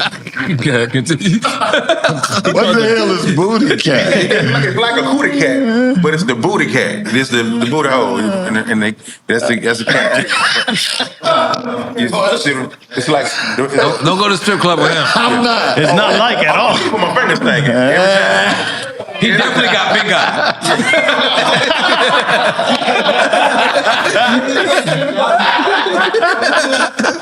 My bad. Oh man. That's Okay, so funny. what we was talking about? We doing a quick time? Okay, I'm in. All right, let's see. You guys That's sent funny. it? Has? Yeah, it's there. Let me see. That's funny though. Yeah. What the fuck is? Oh, there it is. All right, so this is our drinking game. We're gonna give you two choices.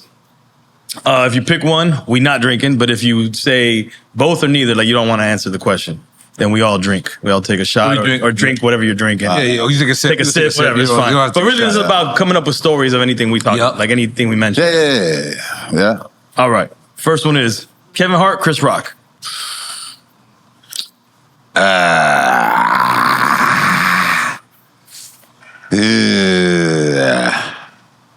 And it's any criteria to you. Yeah, to you. I love Kevin's savviness and business and everything. I actually work for him on the project and stuff. I think he's great. Phenomenal comic.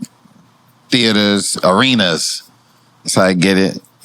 Rock has been around forever, just legendary and all of that. And so I will go with Rock just on his legendariness and how he is, you know what I mean? Okay. But I love Kevin, and Kevin is phenomenal, one of the greatest that ever did it, you know what I mean? But they both are amazing, right? But I'm just gonna go legendary status, Rock. Yeah. Okay. Fair enough. Yeah. Richard Pryor or Red Fox? Richard Pryor. Yeah, Richard Pryor, the only nigga that could say he slept with another nigga, and none of us paid attention to it. We just let it go. It's different. No. How is it different? It's just skin when it's Richard, dog. It's on the skin when it's Richard. Coming from the man who says booty cat. So every booty would be a booty cat to him. Every booty's a booty ain't realized. Like, I was watching with your shit, and I was like, this motherfucker was a menace. He was molested when he was little, man. Damn. You know, he was raised in a whorehouse. Yeah, he was raised in a whorehouse. That happened. If you been raised in a whorehouse, I think. You know, definitely gonna see shit. I can imagine, right? That's hilarious. Eddie Murphy or Damon Wayans? Eddie Murphy. I love Damon. Shout out to Damon. Damon's one of the GOATs. Eddie, though, all day long. I think Damon would choose Eddie. Right. That's how we. Damon is super underrated, man. Yeah, no, Damon's a beast. Yeah. Always has been a beast. But is it Eddie who perfected the leather outfits? I'm gonna tell you, when you see me on specials and I got leather pants on, I wear leather pants and honor Eddie. Eddie. Okay. Every special you see me on, I got a pair of leather pants on, and I do it in honor of Eddie. You remember when you first met Eddie? Yo, yeah. When I met Eddie, dog, I'm gonna tell you that shit. I'm gonna tell you real quick. 2 times I met Eddie. The first time I met Eddie, I was walking to this party that they was having for Dream Girls. As I was walking through the door, Eddie was leaving. He was walking out. Dream Girls with Beyonce in it? Yeah. He stopped at the door and he said something and the whole room started laughing and I was just standing like out the way. But then I leaned into him and I was like, hey man, you gonna see me again, dog. And he just looked at me and was like, okay. And just walked out. Cut to Netflix, they have these parties every year for like anybody that's like nominated for any kind of award. They have these dinners, right, where they have like all comedians. Not a lot of comedians. It's probably like 20 comedians. So it's not 30. Netflix is not a joke. It's not that. Yes, Netflix is a joke and Netflix, right? Okay. Now it might be about 50 comedians, right? And Eddie, we was there, and Eddie walked in that motherfucker, right? And I seen him, and I was like, oh, shit, they go Eddie. So I kind of put my head down, and I was chilling, but everybody was there. Dave, Kevin, I mean, anybody that's like, anybody was in this motherfucker, right? And Eddie walked around, spoke to everybody, and then he walked right up to me and was like, hey, dog, I'm a fan, man. And I was like, dog, don't say that, dog. And he was like, no, for real. He was like, I am. I said, really? He was like, yeah, man. He was like, man, keep doing your thing. I appreciate the way that you do and your style and everything. And at that moment, I told him, I said, man, whatever you need, dog, I don't care what it is. You want me to write? Nah, I ain't charging you nothing. Just let me come rock with you. Let me show you what I can do, whatever you need. And he was like, all right, cool, thanks.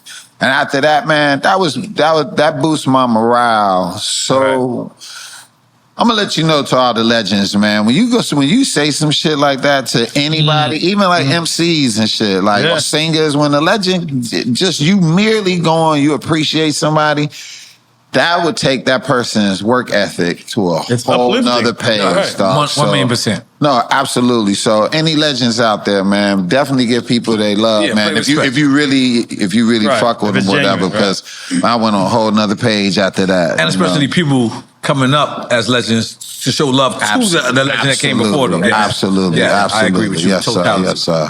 No, hold up, before we keep going. And I actually, real quick, and then after that, cut to, about 2 years later, I did a movie with him. Wow. I did a movie called You People. That was on Netflix. The Jewish guy, little guy. Yep, and I did a scene with him in there. Nipsey Hussle was. Jonah Hill. Yeah. Jonah Hill, Yeah, it was Jonah Hill. Yep, and I did a scene in the movie with him. He was dating the daughter, right? I played the wedding planner in the movie. Yeah, I was like setting the wedding up for them. Laura I London, was like, with Laura London. Yep. So it all came full circle, you know. So yeah, shout out to Eddie. Well, tell him about the stand-in part. Who, Eddie? Eddie stand-in. When you do a movie with Eddie do his coverage. And we did Eddie's coverage, and then they was turning on my coverage, right?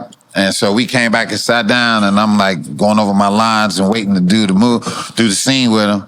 And this dude just sat down and was like, all right, you ready? And I'm like, where they at? And he was like, he ain't coming. I said, oh, so what you doing? He was like, I'm doing Eddie's part. I said, oh, okay. So I did my scene. Oh, so he does his scene without knowing? No, Eddie's large. After Eddie coverage, he gone. You don't see Eddie no more. Like his shot. Because for people who don't know, when the camera turn, when the camera turn on the other person, if it's like over a shoulder or something, that ain't his shoulder. Eddie chilling. It's Freddie Murphy. But he's Eddie Murphy. Like he's not about to stand in. Yeah. So it was an honor when we did You People to actually go back and forth with him in a scene, because a lot of people don't be in a scene with him. You know what I mean? So it was great. Shout out to the legend Eddie, man. Who would you say is your inspirations, comic inspirations? Man, mine go all the way across the board. I mean, Eddie, definitely, Red Fox, Moms Mabley, Ellen DeGeneres, Mitch Heffburn, George Garland. Like, man, I just like detail. I'm a detail comic. Like, even with my comedy, it's more like observational humor. You know what I mean? It's not like I do a lot of topical stuff. Anything you see in my specials, I'm not really talking about too much that's going on at the moment. Right. And I don't do political stuff, but it's very, very like...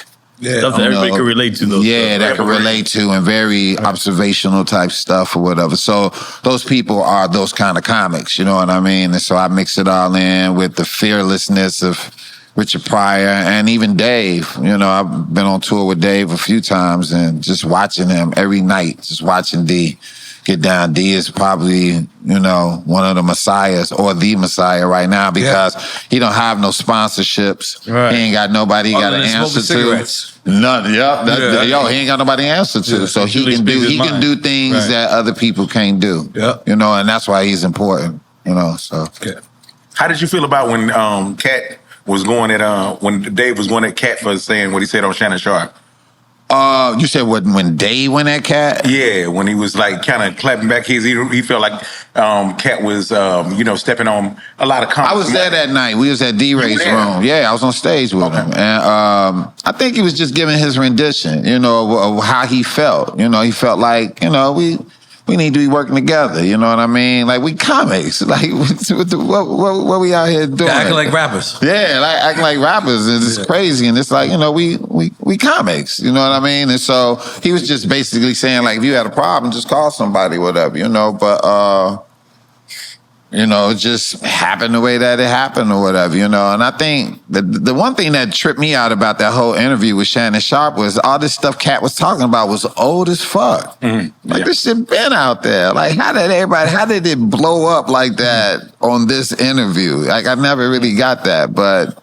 Because it was all old information. Right. You know what I mean? So to see that happen, it blew my mind, but... It is what it is. But in Cat's defense, Cat really don't do interviews or really talk. Yeah, but he has. Okay, you know what I mean? Okay. Like, he has talked about that. But how do you explain the whole Diddy thing then? Where he's like 2024, Diddy going down and Diddy went down in 2024. How do you, if it's all old, how do you explain that conspiracy right there? How the fuck you mix Diddy with Cat Williams and shit? It was on Shannon Sharp. It was on the Shannon Sharp interview. So what did he say? He said about Cat talking about Diddy. He brought him up, right? Yeah, I mean, I don't know. That's his experience and shit, Like, I worked for Diddy for like 3 months. What was it like? He hosted the Billboard Awards, and I wrote them. Me and a couple other writers, we wrote the monologue. Mm-hmm. Yeah, so I wrote, but I ain't see none of that shit that everybody's talking about. You been around, D. Did you see any of that? Me neither. I ain't see none of that shit. I didn't see any of it either. I ain't see none of that shit. I didn't see nothing. No, nothing at all. So, I mean, it was all good, I was around R. Kelly, too. Yeah, you ain't see none of that shit. I ain't see that shit. I ain't see I'm none not of saying shit. it doesn't exist. Yeah, all respect I'm to just saying, I didn't see the victims, but I just didn't see it. JB Smoove or Face on Love? Huh? Oh, shit. Them two of my guys. Take a shot? Shit, that's a. If you say both, that was take a really shot. good. That was really good. Okay, I guess it's both. All right, take a shot. You have a shot? Yeah. Well, I'm a shoot. This is a shot. Come on, you're on a show called Drink Champs, not Water Champs. Oh, Okay, shit. come on, we're gonna give you your flowers. Goddammit. You got a show tonight? You don't have a show tonight. No? Yeah, I do. You do? No, I don't. Listen. Okay, go ahead. Dave Chappelle and Martin That Lawrence. was hot. That was hot. That was hot as fuck. That was hot. That's It's hot. Sake? It's not No, cola? it's not sake. It's fucking vodka. Oh. Shit. Yeah. I gotta wake up and run mine. You know I'm running the New York City Marathon. You are? Yeah, that's the reason why I'm doing this diet drink. So when they said, Deon ordered, Mr. Deon Cole ordered. I didn't know what. I stopped drinking. You're right, okay. I stopped drinking. It So was like he ordered vodka with salsa. they got it wrong. I was like, oh shit, he's on. So someone just said that for you? Yeah. Okay. I used to drink that. Now okay. I stopped But drinking. that's a diet shit. drink. Like that's Yeah. I've been trying. It's like when you're trying to fit into your I tux. stopped drinking for a couple months now. I got to get ready for this project. Was it Young Girls? This shit. I'm doing some Marvel shit. Project Young Girls? No, I mean to stop drinking part. No, yeah. Okay. So I can get ready for this thing. Okay, So, you about to play a superhero? Nah, I just need to look different. Okay. Yeah. All right, say no more. Get that check, baby. You had got swole, dog. You used to be like, Yeah, I don't know. He noticed. I'm so confused over here. I ain't gonna need to question it no more. I'm just gonna answer everything. Okay, thank you. I wasn't ready. Good. How I look now? you look amazing. I'm so confused. Thank you, sir. You a little blurry, but you amazing. It's a little blurry. I know it's you. I know that hair anyway. Got the good hair, man. Good hair. That's girl. He got girl. He got soul glow. girl. That's soul glow. Is that soul glow for? I mean, you know, Roots and berries? I use my Old Spice. Then I use Yo, you know what? Now that I mixed think about chicks, it, and then I use your my other curls stuff. did come after the Old Spice. My hair been like this. My hair been like this. Didn't like that. Day one. Yeah, thank you. Let me rub with your rumor. Let me so your Old Spice start going up. How you take that from Teddy Cruz, dog? With Teddy Cruz? Yeah. I'm gonna tell you, they was like, you know what? They was like, we looking for, you know, we've been having a lot of guys with muscles and stuff. Then the Mustafa guy. Oh, so when you saying Teddy Cruz, you talking about the dude from Friday? Yeah. Oh, the dude that tried to get his guys nuts with the Nah, he was in White Chicks. Yeah, it's the same Yeah, nigga. yeah, He was yeah. in Friday too. Yeah, He tried yeah. to The whole Friday. Yeah. I know exactly. Yeah. They was like, yeah, we had a lot of guys Wait, with Terry muscles Crews and was- stuff. Yeah, he was Old Spice guys right before I was. Oh shit! I thought it was the dude on the horse. It was doing the horse, Terry, and me. That was Terry was- Mustafa Isaiah. And Terry was with him like 8 years. Really? Yeah. It was 8 years. He was with How him long like has your 8 run years. been so far? Mine's been about 7. You been an Old Spice nigga for 7 years. Yeah. If you want to call it that. Yeah. Everywhere I go, somebody be like, give me some soap. I be like, I ain't just got it in my pocket. Yeah, I ain't gonna lie. I thought you were gonna bring some Old Spice. Yeah, I ain't gonna lie. I almost didn't with you. I should've I was like, this brought nigga might go bring some. I should have brought some. Wait till he brings that. Hey, bro, I Next started time, using it next because of time. you, dog, for real. Huh? I started using the Old Spice because of you. Dog, Yeah, it's nah, been love. nah, a lot of- It's listen, a lot of people been. A lot of black yeah. people, we cut off Old Spice because we started fucking with Old English. You remember that? Yeah, I remember. Old English. That's I'm old school. I'm showing my age now. I gotta relax. I gotta relax. So we started fucking with, but then we didn't know the Old Spice fuck with brothers. When they came back with the brothers, and then I didn't see the Terry Crews part. I'm sorry, Terry Crews. I seen the dude on the horse. Yeah. Mustafa. That's his name. He looked like Mustafa. I just look like I don't know. He pray a lot. He like I don't know who he pray to, but he pray a lot. I'm like, okay, man. You know, I've been working out. I've been working out. But then I seen you there, and I was like, it's either Old Spice fucked up, or they made the best decision in the world. And I would say they made the best decision. I appreciate that. Nah, those commercials are amazing, man. But all right, come on, because we all from the hood, and we know that Old Spice is like That's a staple, right? Yeah. So where's you at when you get the call? And did you hang up on the first call? Did you be like, man, shut the fuck up? I'm the nigga from Old Spice.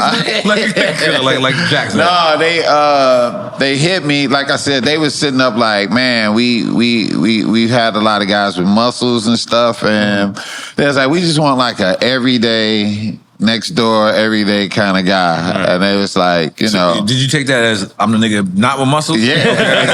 I was like, well, I guess I ain't got no muscles. No, but they were like, man, you were doing, I mean, I ain't trying to like name drop or whatever, but they was like, you did all these like really quirky characters, like on Blackish, Angie Tribeca, all the ones I was doing on Conan. And they just was like, man, this would be a fit. So they flew me out to Portugal.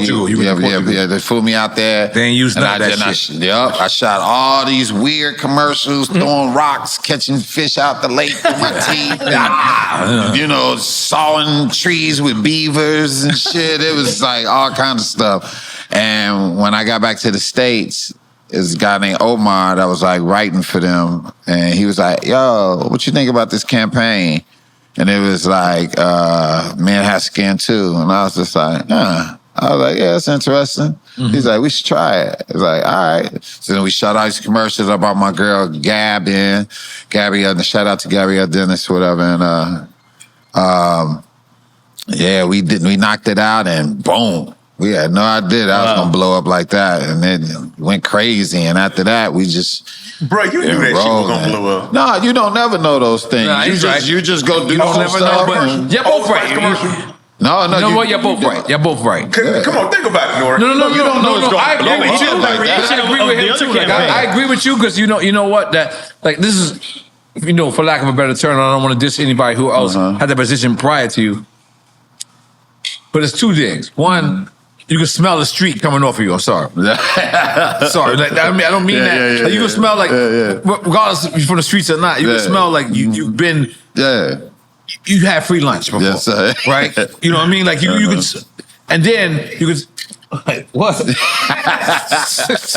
I mean, you know the fuckers had free lunch. Goddamn it! Absolutely. So you can see that, but then you can see like Old Spice actually did their due diligence. Yeah. And they seeked out a person that can resonate in a white neighborhood. Yeah. Good hair. Yeah. Puerto Rican neighborhood. Yeah. We don't know if you're Dominican or not. You know what I mean? Puerto Rican. We don't know. You've been up in the air for a couple of years. You know what I'm saying? You've been up in the air. Mr. Lee, the way Mr. Lee defended you, I'm like, what the fuck happened? Like, is you mixed up? Look, see, just stop. We're gonna spread the rumor. Don't even answer that. Don't even answer that. But it's kind of crazy. Yeah, nah. You can kind of see why it would blow up, though, right? Because but you don't know. You know what I mean? You don't know. You just do it, and then you hope that it go like that you could compare it to. No, because the thing is that we did the commercial they were known for, which were very weird, quirky commercials. The ones you did in Portugal. Yeah, so you were going out on a limb with this other one. I was waiting on that to blow up. Gotcha. So to come back You had already got half of the check. those already? came out too? No, they never came out. So to come back and they go, hey, we got Men Have Skin Too, and none of the quirkiness is and going in your mind, on. you're like, this is better. Oh, wait a minute. No, I didn't know. I was just going, oh man, how are they gonna take this? Right. Because we're not doing what they normally do. Right. So yeah, I was worried. Like, but then when it blew, I was like, oh shit. Like, damn. Like, yeah. Like, Spice, y'all. And it locked you in because it shifted the whole style. Man, it was crazy. So man, shout out. Can we shout out to Old Spice? I wear the werewolf one, the one with the wolf on there. Werewolf one? It's like a one with a wolf on it. You know what I'm talking about? No. What do you see? It's like okay. Yeah, a special algorithm. What's up? You sure? I got The booty cat. Booty cat. They ain't gonna get over that, dog. bear claw. I got the bear claw, and it's the one with a wolf on it. Yeah. Yeah. You don't know those. Nice. That might be the bootleg Old Spice. Okay. Okay. Dollar Tree. Yeah, the Dollar Tree. Gotcha, Malone. You know, the Dollar Tree is not a dollar no more, right? No, it's not. Yeah, it's not a dollar. It's Yeah. $1.50 now. Yeah, I see motherfuckers out there beefing. Store. Yeah. I see motherfuckers out there beefing right next to Raw. All right, we still doing quick time. I don't think you answered Dave Chappelle or Martin Lawrence. Dave Chappelle or Martin Lawrence? Yeah, you got to take a drink. Interesting. Yeah, that's tough. Very interesting. That's real tough. I might want to take a drink for that. Yeah, you can take a sip. Shit, yeah, take a sip. Take a sip. Because okay, I'll take it with you. Because Salud. Dave is just Dave, man. Yeah. Martin is a legend, you know. I toured with both of them. They both great. Shout out to Martin. Shout out to Dave. Goddamn. I took with Martin too. This was I'm throwing that out there. You want to throw that out there? Yeah. I toured with neither. All right. But I did go to Dave Chappelle concert 3 nights in a row. The one with the roots? Mm-mm. Oh, you was in the Yellow Springs? No, Hollywood, Florida, right here. He came to you. And no. And I got to see how a comedian perfects their special. So one night, it was like dope, but it was like, all right. But then the next night, he delivered the same jokes with a different intensity. Yeah. And then on the third night, it was like, yeah. I wish rappers could do that. Yeah. Like you let's suppose I could give you a rhyme and I could say, that bar is not good. Mm-hmm. It's over once I throw this shit out. Right. But a comedian, you motherfuckers is cheating. Yeah. You motherfuckers, no, in a good way. Because what I mean, hold on. What I mean by that is you can test a product out, realize that that's not working, and change it prior to the actual product dropping. But let me. We don't have that. But let me hit you with this. You can do your song for the rest of your life, though. Forever. Right. We can't do the same shit. That's the seesaw. I heard that shit before. We can't do the same shit. Kill yourself. Yeah. Nigga die. I wish somebody could. I wish I could do a show and people in the audience would be like, "Do the water on the floor," and I'd be like, "All right, this one going out to you." Black people, if you ain't got water on your floor, I'm leaving. Everybody go, we can't do that shit, dog. We can't do none of the shit that we do. And you came up in like the Peppermint Lounge. Shit, I got booed out that motherfucker so many times. I mean, one time I went in there, I was like, "Hey, they was like, boo." I was like, what? Anytime I get booed, I leave on a whole nother name and shit. I was like, "I'm Turner. Good night, everybody." I'm like, "Turner sucks."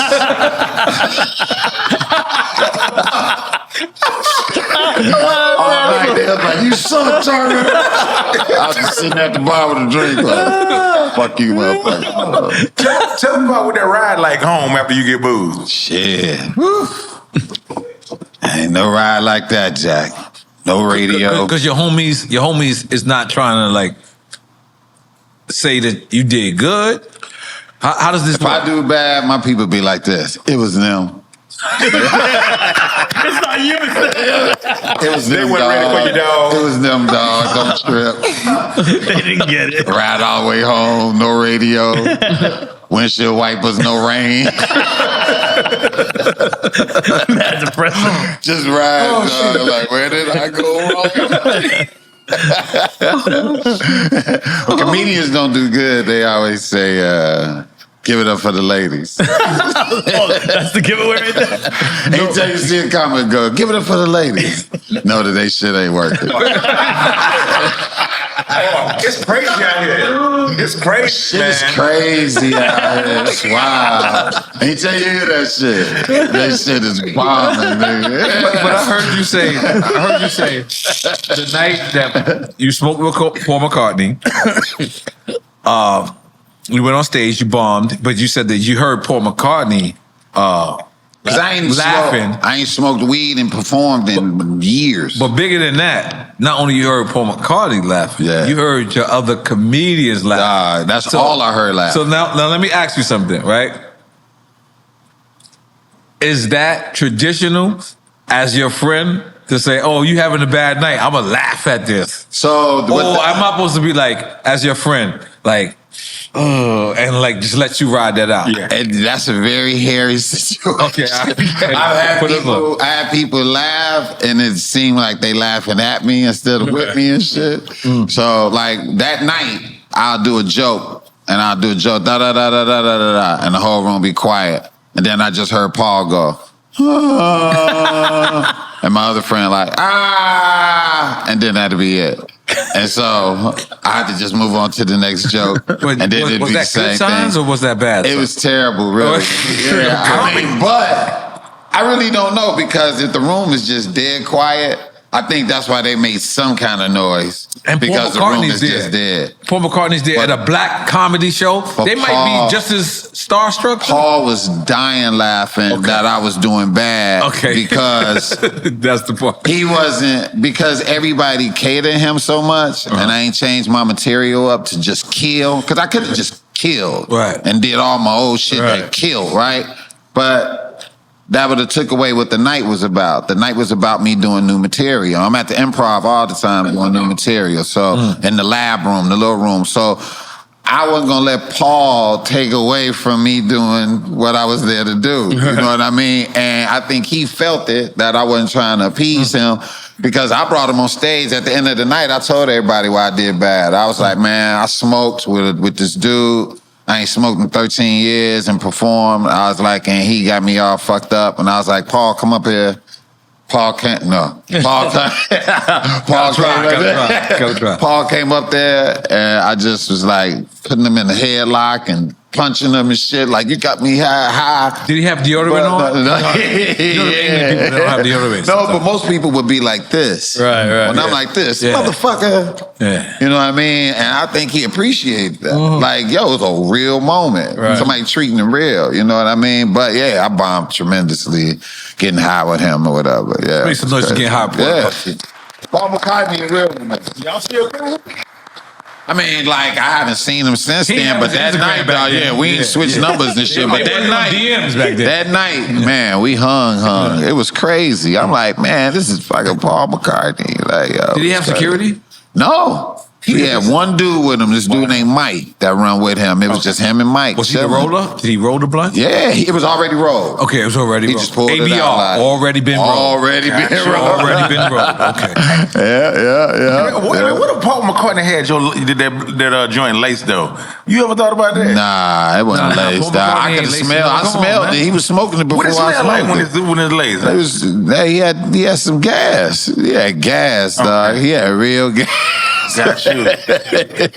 Paul had gas, Jack. He wasn't fucking around. Turn this negative, man. This is the most Paul to be laced and shit. My life. Please do not put negative in the taste anywhere around. Even if it was laced, leave that shit alone. At this point, we gonna let this rock. That's the best story I ever heard. Paul McCartney came. Yeah, edit that part out. Paul real. All right. Yes, sir. Mike Epps or Chris Tucker? Ooh. I love them both, but I've been knowing Mike longer than Chris, so I'm just going to say that. I think Chris is one of the most phenomenal talents that we have. I just been knowing Mike forever. Legendary shit. And yeah, it's just, my man Mike. Mike was just at my house too, few weeks ago and shit. So shout out to Mike Epps, man. You bought Big Boy house. I did. I bought Big Boy's house, yeah. Wait, in Atlanta? Pause. No, in L.A. What, Big Boy from Outkast? No, Big Boy I'm from... about to ask, which Big Boy? On the radio in L.A. Big Boy from radio. Yeah. Shout out to Big Boy. Big Boy that's not big at all. No, not no more. Yeah. No, used to be Big Boy. Yeah. I bought this you sold it for a lot of money, too, more than you got it for. I sold it during the pandemic. Oh. Yeah, because they couldn't get materials in the country. Like wood and screws and shit like that. They wasn't letting it in. That. Let's keep it going. Yeah. I was like this. First of all, I had this car, right? And I had it for 2 years. And I looked online and they sold the same car that I had for like an extra 100, 200,000. And I was like, what? And I called them up and they was like, man, we looking for these cars right now. Gave them the car. I was like, y'all can sell it, made $100,000 on it. And I drove it for 2 years, dog, because they couldn't get them in the country. So I was like, this shit, what else can't they get in the country? And I found out they couldn't get wood and screws and metal and shit like that in the country. So houses was skyrocketing. And this guy was like, you might as well sell your house. And I was like, I'll see. And I put it up, out of there. Like, so during the pandemic was a motherfucker. Deon, you a genius, bro. I mean, I don't know about all that, but you know, I fly under the radar, Jack. I be chilling, like Chi-Town all day, just chilling. Like, you know, I ain't an emotional cat. You know what I mean? I ain't want to. Would you say emotions to keep you broke? Put all my information out there. Yeah, your emotions to keep you broke. I slide totally different. You know, I don't text emotional. I don't email with emotions, because that go from a tangible thought to actually, I mean, you having a thought to something tangible that somebody can touch and hold that you thought and felt. You know what I mean? So why even type that shit? You know what I mean? I don't do none of that. I slide a little different, you know, and just stay out of everybody's way and shit, you know. Especially nowadays, you got to lay low. You know what I mean? What's billionaire problems? You said what's what? What's billionaire problems? Billionaire problems? Billionaire problems, and what things that broke niggas can't do that billionaire people can do. I mean, I don't really know. I ain't been around a lot of billionaires. I only been around one or whatever, but I know rich people's job is to floss, broke people's job is to critique. And that's what happens. There's been many times I've been broke sitting on the corner, somebody ride by and a Cadillac with Vogues, and I watch it and I'll be like, you know what I do? I change the tires on there. Critiquing this man's shit, you know what I mean? But dreaming though, it ain't even really critiquing, it's dreaming and shit, you know? So, yeah, that's just how I came up in Chicago or whatever, you know? So, the other day, right? Not flossing, but I came outside my property, right? I came outside my property, I seen a person that didn't have a home. He was right outside my property. And I wanted to say something so bad. Man, I wanted to be like, get the fuck out of here. Yeah. Then I realized I had to manage my blackness. What I'm looking at, this guy came downstairs to look at the beach, same way I came to look at the beach. He just happened to be adjacent, close to my property. Right. And I wanted to walk over there and be like, get the fuck out of here. But then I remembered, you're special. Not special. Sometimes you got to manage. You got to manage your blackness sometimes, you know? Like, so I stood there, I took off my slippers, and I made contact with a guy. Basically, he kind of like left. I don't know if I was mean mugging him, or if I was just regular, just looking at him. But I was proud of myself. Had I had your number at this time, I would have hit you and said, I managed the shit out of my blackness. Watching yourself, right? Yes. Man, you got to. When's the last time you had to watch your blackness? Shit. I remember one time, not on no floss shit, but I'm just to tell you, we had got nominated for an Emmy, right? And went to the Emmys. No, this one I was writing for Conan, and I was just so happy being from South Side Chicago, sitting in the Emmys, looking at my name on the screen, being nominated, right? And forever, they can't never take that away from me that I'm Emmy-nominated, right? Yeah. So I'm thinking that to myself. I'm like, they can never take that away from me. My title from now on is Emmy-nominated writer Deon Cole, right? Excuse me, Mr. Lee, you got it wrong. His name is not Mr. Deon Cole. It's Emmy-nominated Mr. Deon fucking Cole. No, but I'm thinking In our that. group chat, you that. No, but I'm thinking that, right? I'm thinking this in the audience. I'm just like, wow, this is great. I got this tuxedo on. I'm feeling good. Left, went to a bar, right? I used to smoke cigarettes, right? So I go outside and I'm smoking a cigarette and I'm standing outside and I'm just reflecting. Newports? Like, man, Or yeah. I used to smoke. Salem. Nah. Marlboro. Damn, like, nah, they like Newports, but they were Marble menthols. I know It was you get menthol. Marlboro. It was Marble menthols. Yes, That's the cowboy killer. Yeah, no. All right, come on. Marble menthols. I used to smoke, right? The green pack? The green and white pack. Yeah, No, you was a real nigga. You can definitely navigate through the white audience, but niggas still fuck with you. That's exactly what that means. Confused. You can do both. You can do both. Okay. Right. You black and white. There you go. You mix. We can figure out we mix. No, so I'm out there, I'm reflecting this shit. And as I'm sitting out there feeling happy, feeling proud, I hear these keys jingling. And I look over and these white women are like this. You bringing my car around? And I just look and I was like, because I'm standing in front of the place with a tuxedo on, right? So I'm like, bitch, I just got nominated for an Emmy. What the fuck is wrong with you? I'm not valet, motherfucker. She, oh, I'm so sorry. Oh, I'm so sorry. And I was like, let me tell you another thing. And I had to manage my blackness at that moment. I was like, you have a nice day, bitch. And but yeah, that was one where I had to like manage that shit, dog. I was gonna go crazy, dog. There'd be times I'd be like, she thought I was a fucking valet. you dead serious? Dead ass. And this is in California? California. She was like, excuse me. I was like, With a tux. I was just sitting there going, this is amazing. It's like, ching-a-ling-a-ling-a-ling-a-ling. Wake up, nigga. Life will humble you. Life will find a way. It'll humble the hell out of you, Jack. That's crazy. I mean, one time this girl was like, I was sitting at this bar, this girl faked me out, right? I'm mad as hell at the bar. This Asian dude and these two white girls walked to me with a camera and they was like this. Hey, can I get a picture? I was like, God damn, dog. I was like, come on. them. Huh? You Jay-Z them. Remember you said Jay-Z? No. But I took the I grabbed the two girls and was standing there with an attitude, and the dude was like, I'm man of us.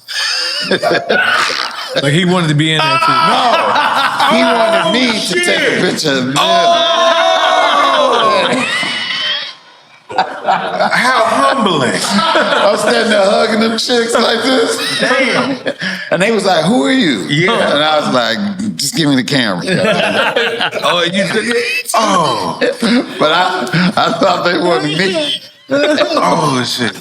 I was like, be humble. You gotta be humble and shit. That was a real story, dog. He was like this, can you take a picture? I was like, fuck. Us. Not you in it, nigga. Of us, not you. I was like, God. Not you, nigga. God damn it. Yo, Deon, anybody ever stole a joke from you? Oh. Hell yeah. Plenty of people stole jokes. How do you react to that? Do you just you go watch them and people that remix jokes, took everything. Yeah, it's nothing you really can do about it. You know, back in the day, you would whoop a motherfucker ass. Nowadays, it's so hard, man. If you post a joke, somebody gonna go write one just like it or do the exact same joke. And in one of your specials, I think you said that. You said it to a female, and then you said, don't just post that on Instagram. You better tag me or something like that. You said that in your special, like, is it that bad that people will steal your shit and then tag you and not even like credit you? Yeah, like or what a lot of these people been doing too. They'll take your joke and write a whole skit on it. They'll do a whole skit on your shit and not like giving you homage, like actually making it their skit. Yeah, and like not even story. Not even like tagging you in it or nothing like that. You know what I mean? So you ever check the comic by the joke? Oh, yeah. I remember one time I was in St. Louis.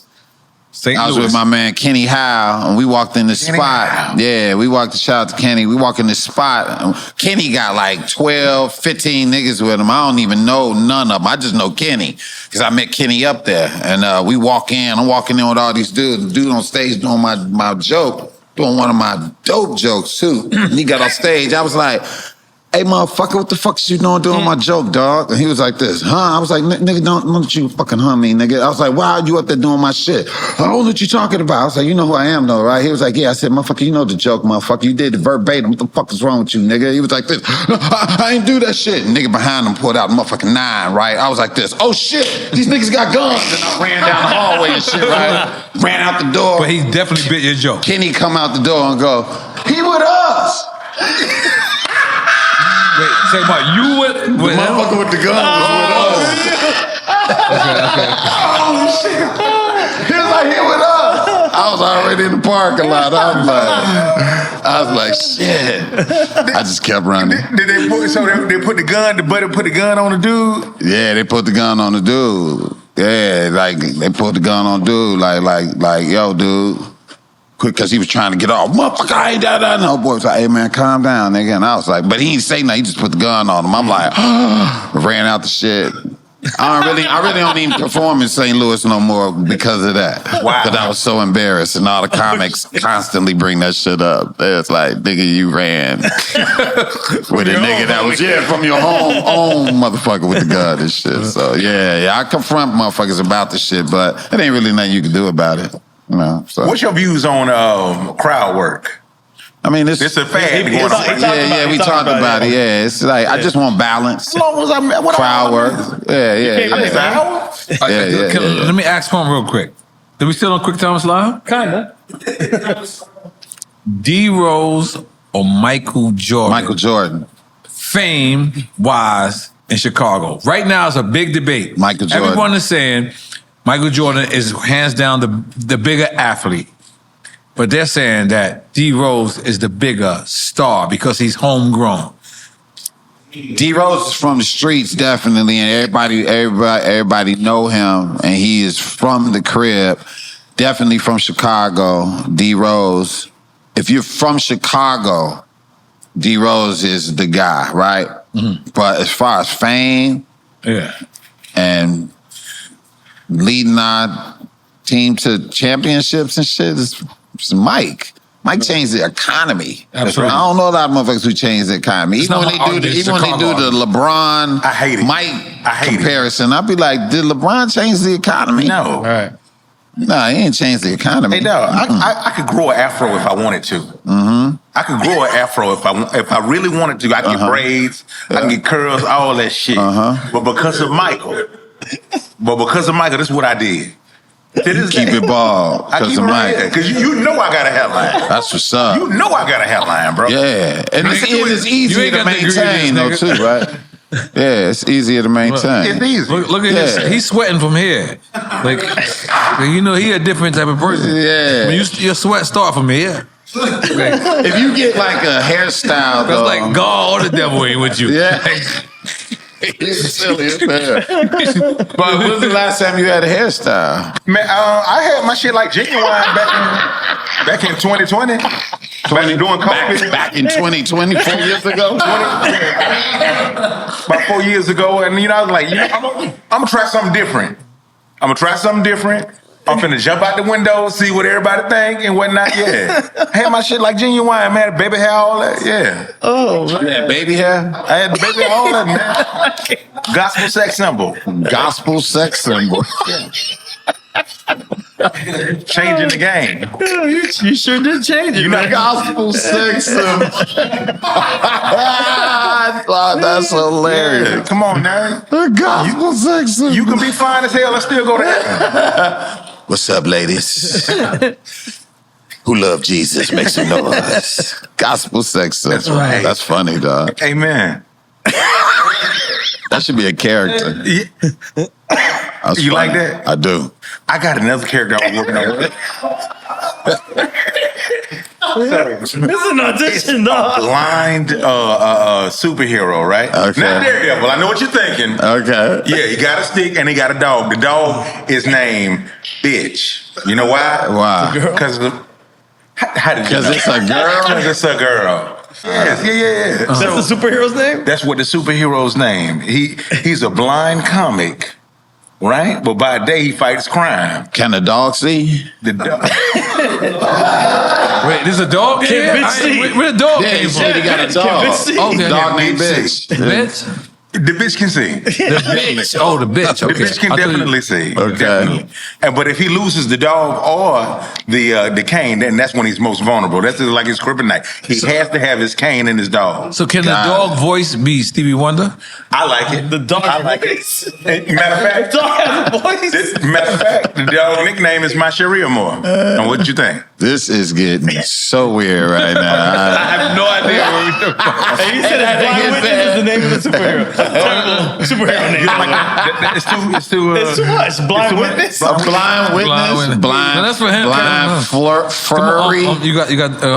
I see where you're going. Two with more this. than that. Yeah, come on. I Let's see do where it. you're going with this. Yeah. Hold on. Dog, that's crazy as hell. Oh, man. Did you drink your champagne? Yeah, 100%, definitely.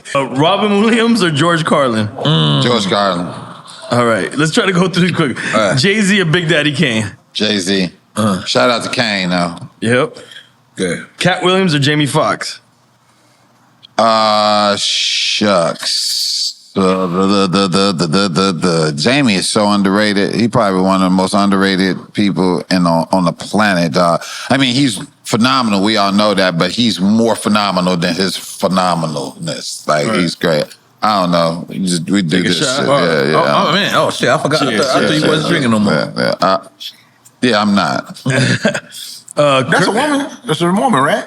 Yes, man. Oh, okay. Y'all told me it was Mr. Lee. I thought it was. Listen, Blind Witness, relax, man. There's no way you could have thought that was Mr. Lee. There's no way, bro. Your vision's not that fucked up. Hey, listen. Y'all had me questioning my sexuality right there, man. You said cat booty. I'm sorry. You said cat booty. I ain't never heard that in my life. Booty cat. Booty cat? It's the booty I hole. apologize. This is booty cat, bro. Yeah, booty cat. Yeah. You can't get them pregnant in that booty cat. Yeah, you should. Booty cat.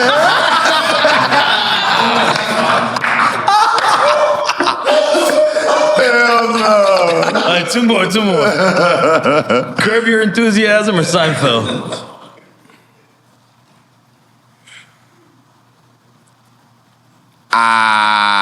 Curb. All right. Seinfeld is great, but Curb, I identify Curb got a with. lot more black people. Yeah. Smooth. Yeah, JB. Shout out to JB. They had a whole family called the Blacks. Yeah. How can you not? Yeah, exactly. Ken Whitley in that mom. And they did it during not COVID, Come on. Katrina. Talk your shit. Hurricane Katrina. Yeah. And Vivica Fox was dating the Yala. Come on. For like Yes, sir. Gave him a little bit of that thing and then broke out. Shit, Larry David. Yeah, she was dating Larry Really? David. No, in the episode. Oh, and I was like, damn.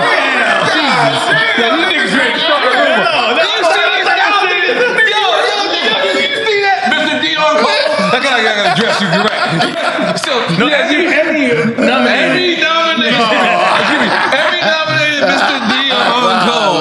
Do you see how these fucking motherfuckers, they was ready to start the room? I was like, wow. I see You sounded so. Yo, I was like, yo, why?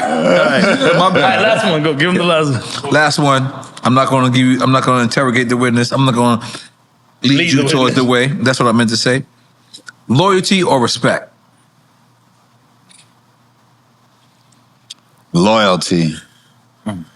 Loyalty will gain respect. You know? If you're loyal to me, I respect you. Me respecting you without loyalty would take away the respect. Right? Yeah, loyalty. So let me ask you, because I've been wanting to get this off my chest since earlier, right? I believe we all spoke about how sometimes we don't work together. Like, I believe it started with the Blackish, right? Where we were saying, like, Blackish, like, if guys would have came together. So I'm saying moving forward, right? Like, we just had Jesse Guerrero. Damn, y'all know I don't know how to pronounce the last name. I love that. I love that. And then we just had Ulysses. And then I got my boy Spiff TV, right? And I want to do this underground comedy, right? Called Handballs. Balls or handball? Yeah, I want to throw the S in there. Yeah, I want to throw the S in there. I want people to be like, oh, it's flagrant. It's cool. Watch this shit, right? But immediately, I realized that handball, the actual sport, is predominated by Latinos, right? In a great ratio, right? But how do I do this? Immediately, I said, you know what? I want to bring in Chris Spencer. Shout out to Chris. Immediately, I was like, yo, I hit Chris Spencer. I was like, yo, if I need something to black it up,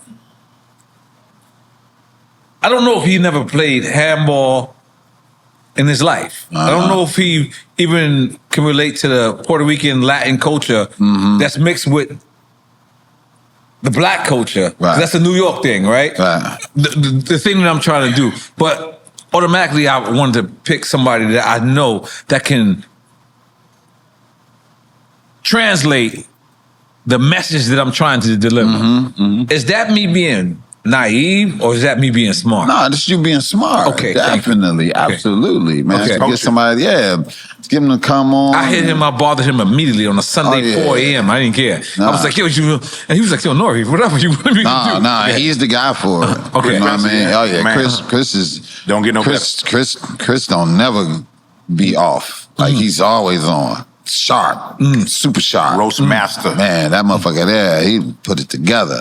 Yeah, You said roast master? He can roast your ass. He like the Don Rickles of our time. But he has like material, like he can sit right here, he can tell you a gazillion stories, and anything you say, he gonna tag that shit like this, easy. like in a heartbeat. Yeah. Anytime I do like some type of award show or something like that, anything that I'm hosting or something, I definitely call Chris to come help me out. Okay. Yeah, because immediately I was like, yo, you know what? I feel like I could provide the part of the Latin part, and then along with the other people that I had. But I was like, you know what? I had to put some spice on, because if you're a black person that played handball, you was an elite black person. That means that you knew both cultures, meaning you knew the Mexican culture, you knew the Puerto Rican culture, you knew the Ecuadorian culture, you knew the Honduras culture, you knew the Nicaraguan culture, and you knew how to write graffiti in such. Yeah. So I wanted to do that, but then what I said is, okay, I got everything that the Latin part could like, and I was like, yo, how can I make this? I'm sorry, because I could say this. Everybody else fall back. I gotta nigga this shit up a little bit. Because I'm black and Latino. I'm Puerto Rican. But I don't represent just Puerto Rico. I represent the whole Latin thing. Then I represent Ghana. I represent all the black shit too. So I said, all right. And Chris Spencer was the only person Chris that is I the thought guy. of. Yeah. And I hit him. I know whatever time I hit him, he was like, N.O.R.E's out of his fucking mind. And I was like, yo, how fast can you write a script? And he was like, it depends on, whatever he said, that's between me and him. But I was like, I want you to do it this way and like that. But he knew what I meant. No, he definitely get that shit popping, definitely. Man, he is definitely the guy for you, definitely. Yeah. So God comes down to you. And God says, man, I want you to save humanity. So I got 3 choices for you. I got a person that's going to direct your movie. I got a person that's going to write your movie. And I got a person that's going to produce your movie. But your movie and who you pick is on you. This is God. G-O-D. You're going to save humanity. Who are you picking? 13. Not 13. 13 is 13. He didn't know that. Relax. I didn't know that. To him, I sounded fucking great. You fucking, come on, leave me the fuck alone. That's no Spanish 13. That shit was That's hard. all right. They should let the comments kill me. Not y'all. Not y'all. Go on. Who am I getting to do the movie? Okay, yeah. With the Let's star in it? So let me reiterate this shit. God comes down. He like, you know, y'all niggas is outside getting tacos. This is God talking? Yeah, God is elite. God come down. He got the jewelry on too. He got the Richard Mille. You know what I mean? God like, yo man, I'm gonna give you a chance to save humanity. The director, the producer, The writer. and the writer. Now I'm gonna give you a way out. No. Let me let you pick. I was gonna give you a way out, but no. Let's Close the door. yeah, because I was gonna give him the easiest way out. But okay, let's see who you going. God. And I got to pick the 3. Oh, this is all you. Right. Of who If I, you who save I want. humanity, it's all on you. You save in the humanity. book of Bibles forever. Yeah. But if you fuck up, you in the purgatory, y'all. You out there with Shaitan. Okay. A writer that I would get would be Malik S. Malik S. I love him. I would get Malik S. Yeah. Okay. Who okay. He writes on Neighbors with Cedric the Entertainer. Neighbors, what you saying? Neighborhood, Neighbors? the neighborhood. The neighborhood. Yeah. Yeah, Malik S is one of the greatest minds. we have. Neighborhood? Is this all we have? Yeah, That's what we yeah, have? Okay. yeah. But I would get him to write. I would get him Right. to write it. Produce it. I would get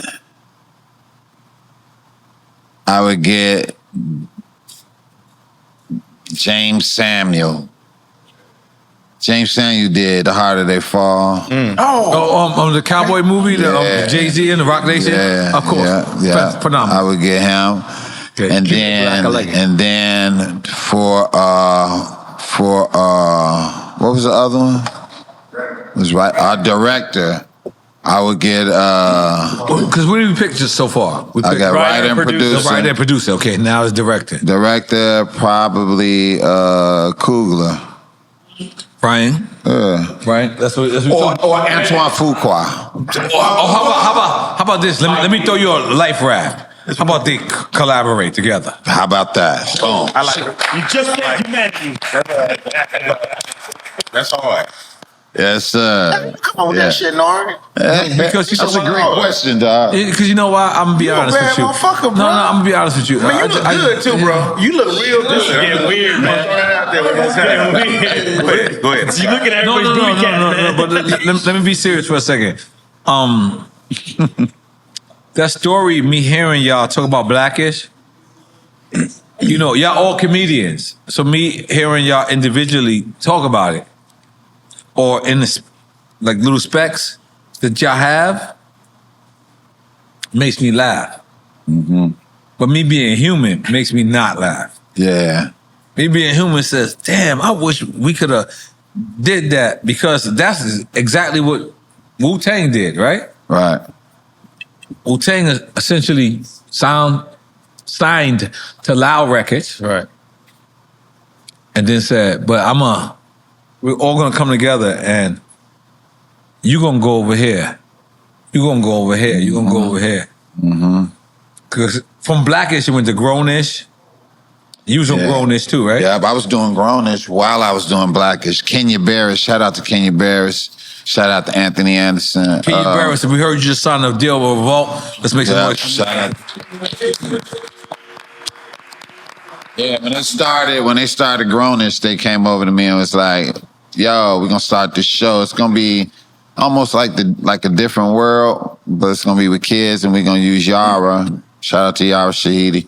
And he was like, yeah, you should, I think we're gonna have you come over there and just to make sure that it's that'd take off and it's funny and shit, you know. And I was like, how I'm gonna be on that show and this show? He was like, well, we gonna Grownish and Blackish. Yeah, he's like, we gonna make it happen. We gonna make it happen. So they made me like a professor, because in certain colleges, if you start some type of class or whatever, you could become a professor on your own. You know what I mean? You could just have your own class or whatever. So he was like, we'll have that. And that's what you'll be in order for you to still do both shows or whatever. And I was like, all right. So we did it. It took off. And man, I did about 4 years over there at Grownish, and then left. And then still was doing Blackish at the same time and just going back and forth. You know what I mean? So yeah, that was a crazy time at that time. I was doing like 3 different shows at that time. Yeah, you know?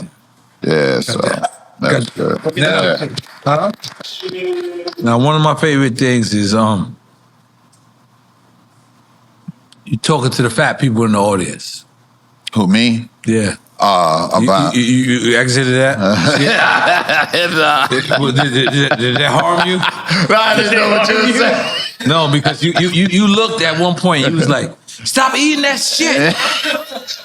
That's it. That resonated to me. That resonated. Like anytime I'm like about to eat some fucked up shit, I just see you just stop eating that shit. I'm like, fuck, man.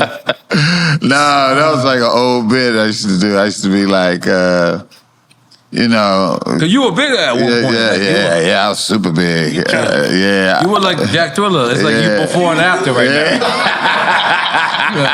No, I used to be like stop eating that shit. Like you already know how it tastes. Like stop eating. It's delicious. Yeah, it's delicious. It's delicious. Nah, stop eating that shit. You know, It is delicious. You getting fat on shit you tasted before. You know what I mean? If you gonna get fat, do it on shit that you ain't never tasted before. You Like keep it's up eating in the the air. same We shit. don't know if he eats shrimp or not. He's a vegan. He's a vegan. He's a vegan. Well, they keep catching him with shrimp. Catching him with shrimp. Yeah. Like they all know. Like he cheated on with shrimp. Cheating with shrimp. I'm gonna do with it. Like they're on the other side of the. Where's Sonny at? Where's Sonny at? Oh, he's smoking. Yeah, can you get him? Can you get him? Avoiding you. Funny motherfucker. I mean, he's Rastafarian. That's my family. But That's funny. shrimp been coming up in his discography a lot. Like been little shells, little tails and shit everywhere. I'm gonna do with the. They say it started the gout or something like that. You can get the gout. Why you so morbid with it? I'm one of them. I'm just playing with you, dog. No, nigga, you are hilarious, dog. You be don't do you that. been killing me, Don't dog. do Dog, that, I'm bro. telling you, dog. Come You on. said, I'm telling you, I'm still thinking of Deon, gospel sex. I love you. Don't do that. You the legend. Dog, gospel sex symbol is hilarious, dog. I can't do this right now. And I don't even know why cat I booty. don't ask you to be here now. It's booty cat. Booty cat, I mean. Booty cat. Yeah. Hilarious. Thank you, bro. This mean the world to me, really. I know, for real. I miss my twin. Yeah. I'm so happy to be here with y'all right now, and for you to say that to me, because I know you had never seen me before in real life and whatnot. You had never seen him neither.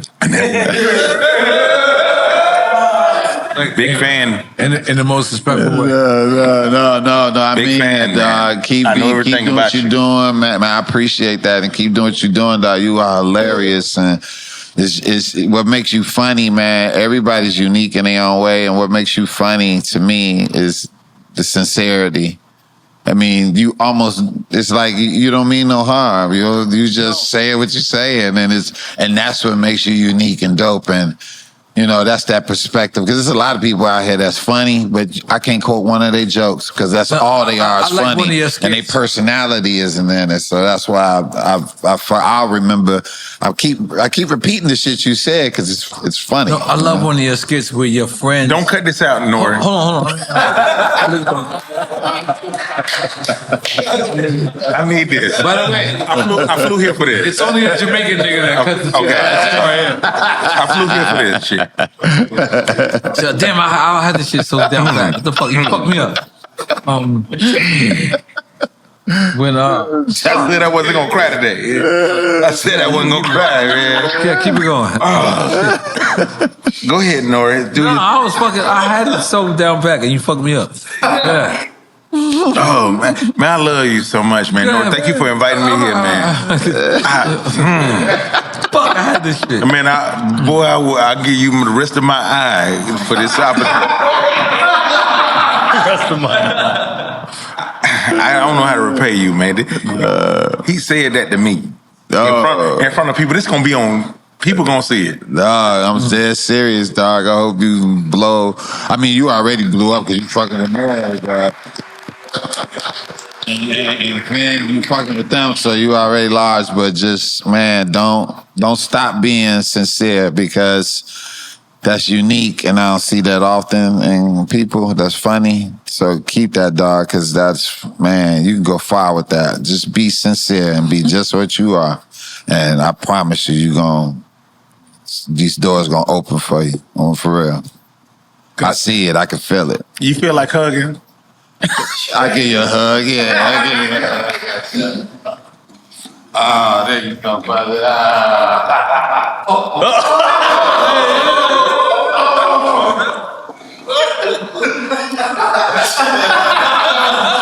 No more hugs.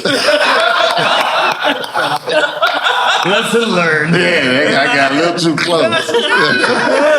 And this is 1 minute to the last question, right? I think I touched on it earlier, right? But I kind of like want to be like not serious, but a little serious with this, right? So let's suppose right now, right? Let's suppose it's a person. This person leaves out, falls down, and dies or gets hurt, right? Most of us will sit back and say, "Oh, okay." If it's funny, as the person tripped, we'll say, "Ah, that was funny," right? If it's not funny,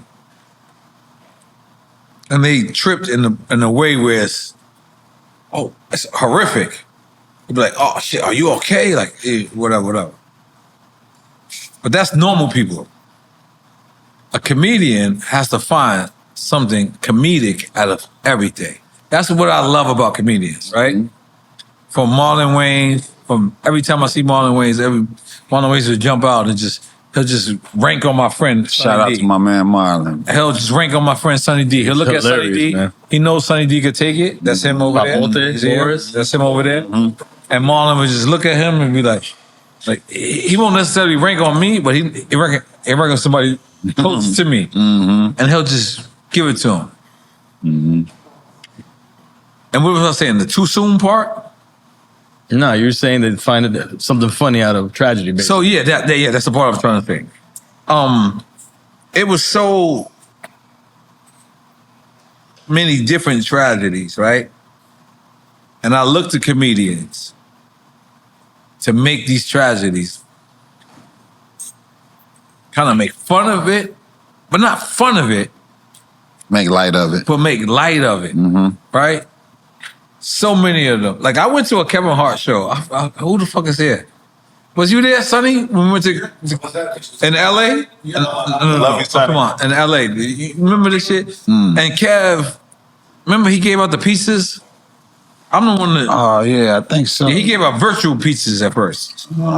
This was not real. And I was like, nigga, fuck you. I'm from New York City. Don't tell me you got pizza for me. And then you give me out a fucking circle with a like, do you like the jokes? Like, no, nigga, I wanted pizza. So what I'm saying is for comedians, right? It was so lost, right? What was I saying before that? Oh, because I'm trying to make this point. You were just trying to say how they find humor. Humor. That's important. This is what I'm trying to make. Okay, my bad. So, through all these travesties that happen, how the fuck do you make humor? And like I said, too soon. Remember, too soon. Yeah. Like if somebody dies tomorrow, like there's actually some comedian somewhere that's gonna be like, yeah, he mixed his fentanyl wrong. He's like, what the fuck did he just say? Right. I asked the question: is it going too far? Ever too far? I asked it just all depends, man. You know, you got to try it out. You got to go try that shit out in front of some people. You know what I mean? And if you rub them wrong way, then you know. Then if you don't, then you don't. But there's a lot of people that really go far, and that's part of their acting shit. You know, one of my guys, man, I started with him and shit. Corey Holcomb, started with him in Chicago. Corey is one of the most offensive people in the game, but bitches come to see him. But it's so funny that you can't even like he called girls bitches. You can't even trip over what he's saying because it's so funny. It's like he about the only person I know who can be that offensive and that funny. He's funny, and it's like you're not even offended because you know it's not you. And people who are offended, they come in a comedy club all fucked up anyway. They come in there being upset and feeling some kind of way when it's like, if that shit don't apply to you, then it don't apply to you. You can laugh at it, you know what I mean? You know, whatever he's saying, but he's probably one of the only guys that I know who can just be like that without no holds barred, you know what I mean? But myself, I have to weigh out what I say and what I do and how I say it. Because I heard you one time, you said that you was gonna say a gay joke in LA. And you were like, I was like, nah, I'm not. No, it just depends on, what I don't want is I don't want gay people to feel like you still human, motherfucker, you know, and you do things just like black folks do. So I can go on stage and just talk about black shit all goddamn day long, but I can't talk about nobody else. I can talk about white people all day long, I can talk about Hispanics, but I can't talk about gay people. Like, that ain't fair. It's like everybody can get it. You know what I mean? And I don't want gay people to be offended like that. I want you to know that you can get it. Just like everybody else can get it, you can get it. Not, you know what I mean? Like... God damn. Jack and Jack like booty cat. I got hype too. Like, word up. Jack wants to get another hug real quick. No more hugs. I bet you Dame Dash watching this like, pause. Damn, like, why this nigga ain't saying pause? No, but I mean that. Like, yo, everybody across the board is even. And I don't want nobody coming to no show feeling like I can't talk about you, but everybody else can be talked about. Don't sit through my show and watch me talk about 16 niggas, and then when I talk about you, you offended. Right. So don't come in there with that attitude at all. Actually, don't even come if you closed-minded like that. You know, you come to open your mind, you come to have fun and hear some shit you don't normally hear, and that's what you paid to hear. And one person got to stop fucking up the show for everybody else that can handle it. Get the fuck out the clubs. Sure.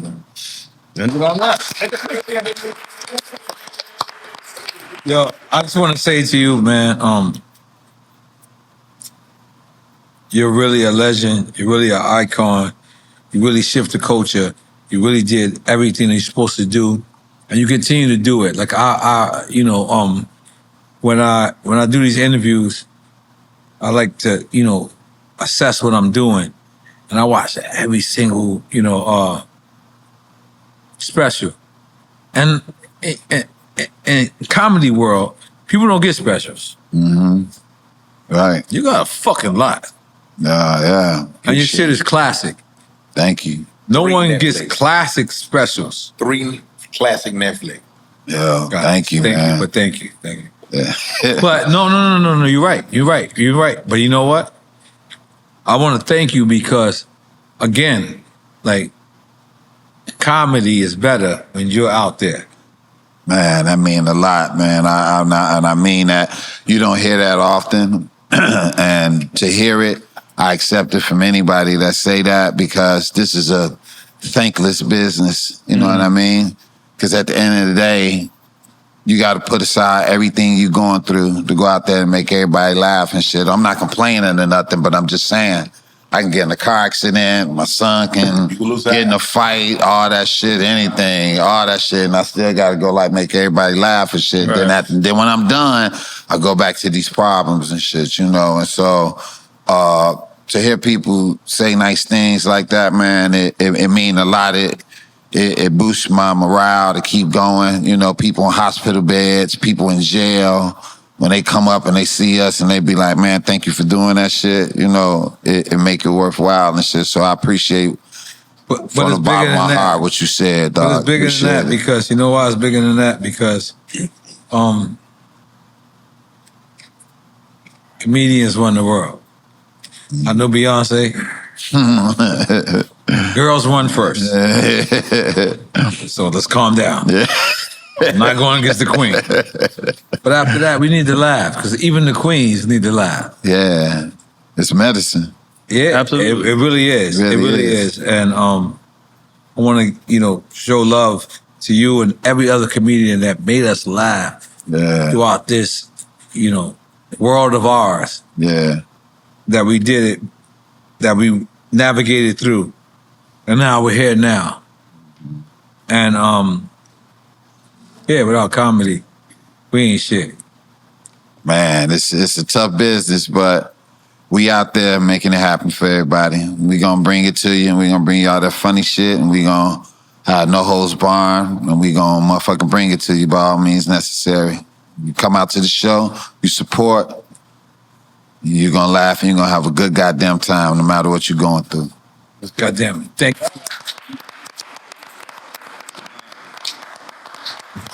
Oh, I'm so proud.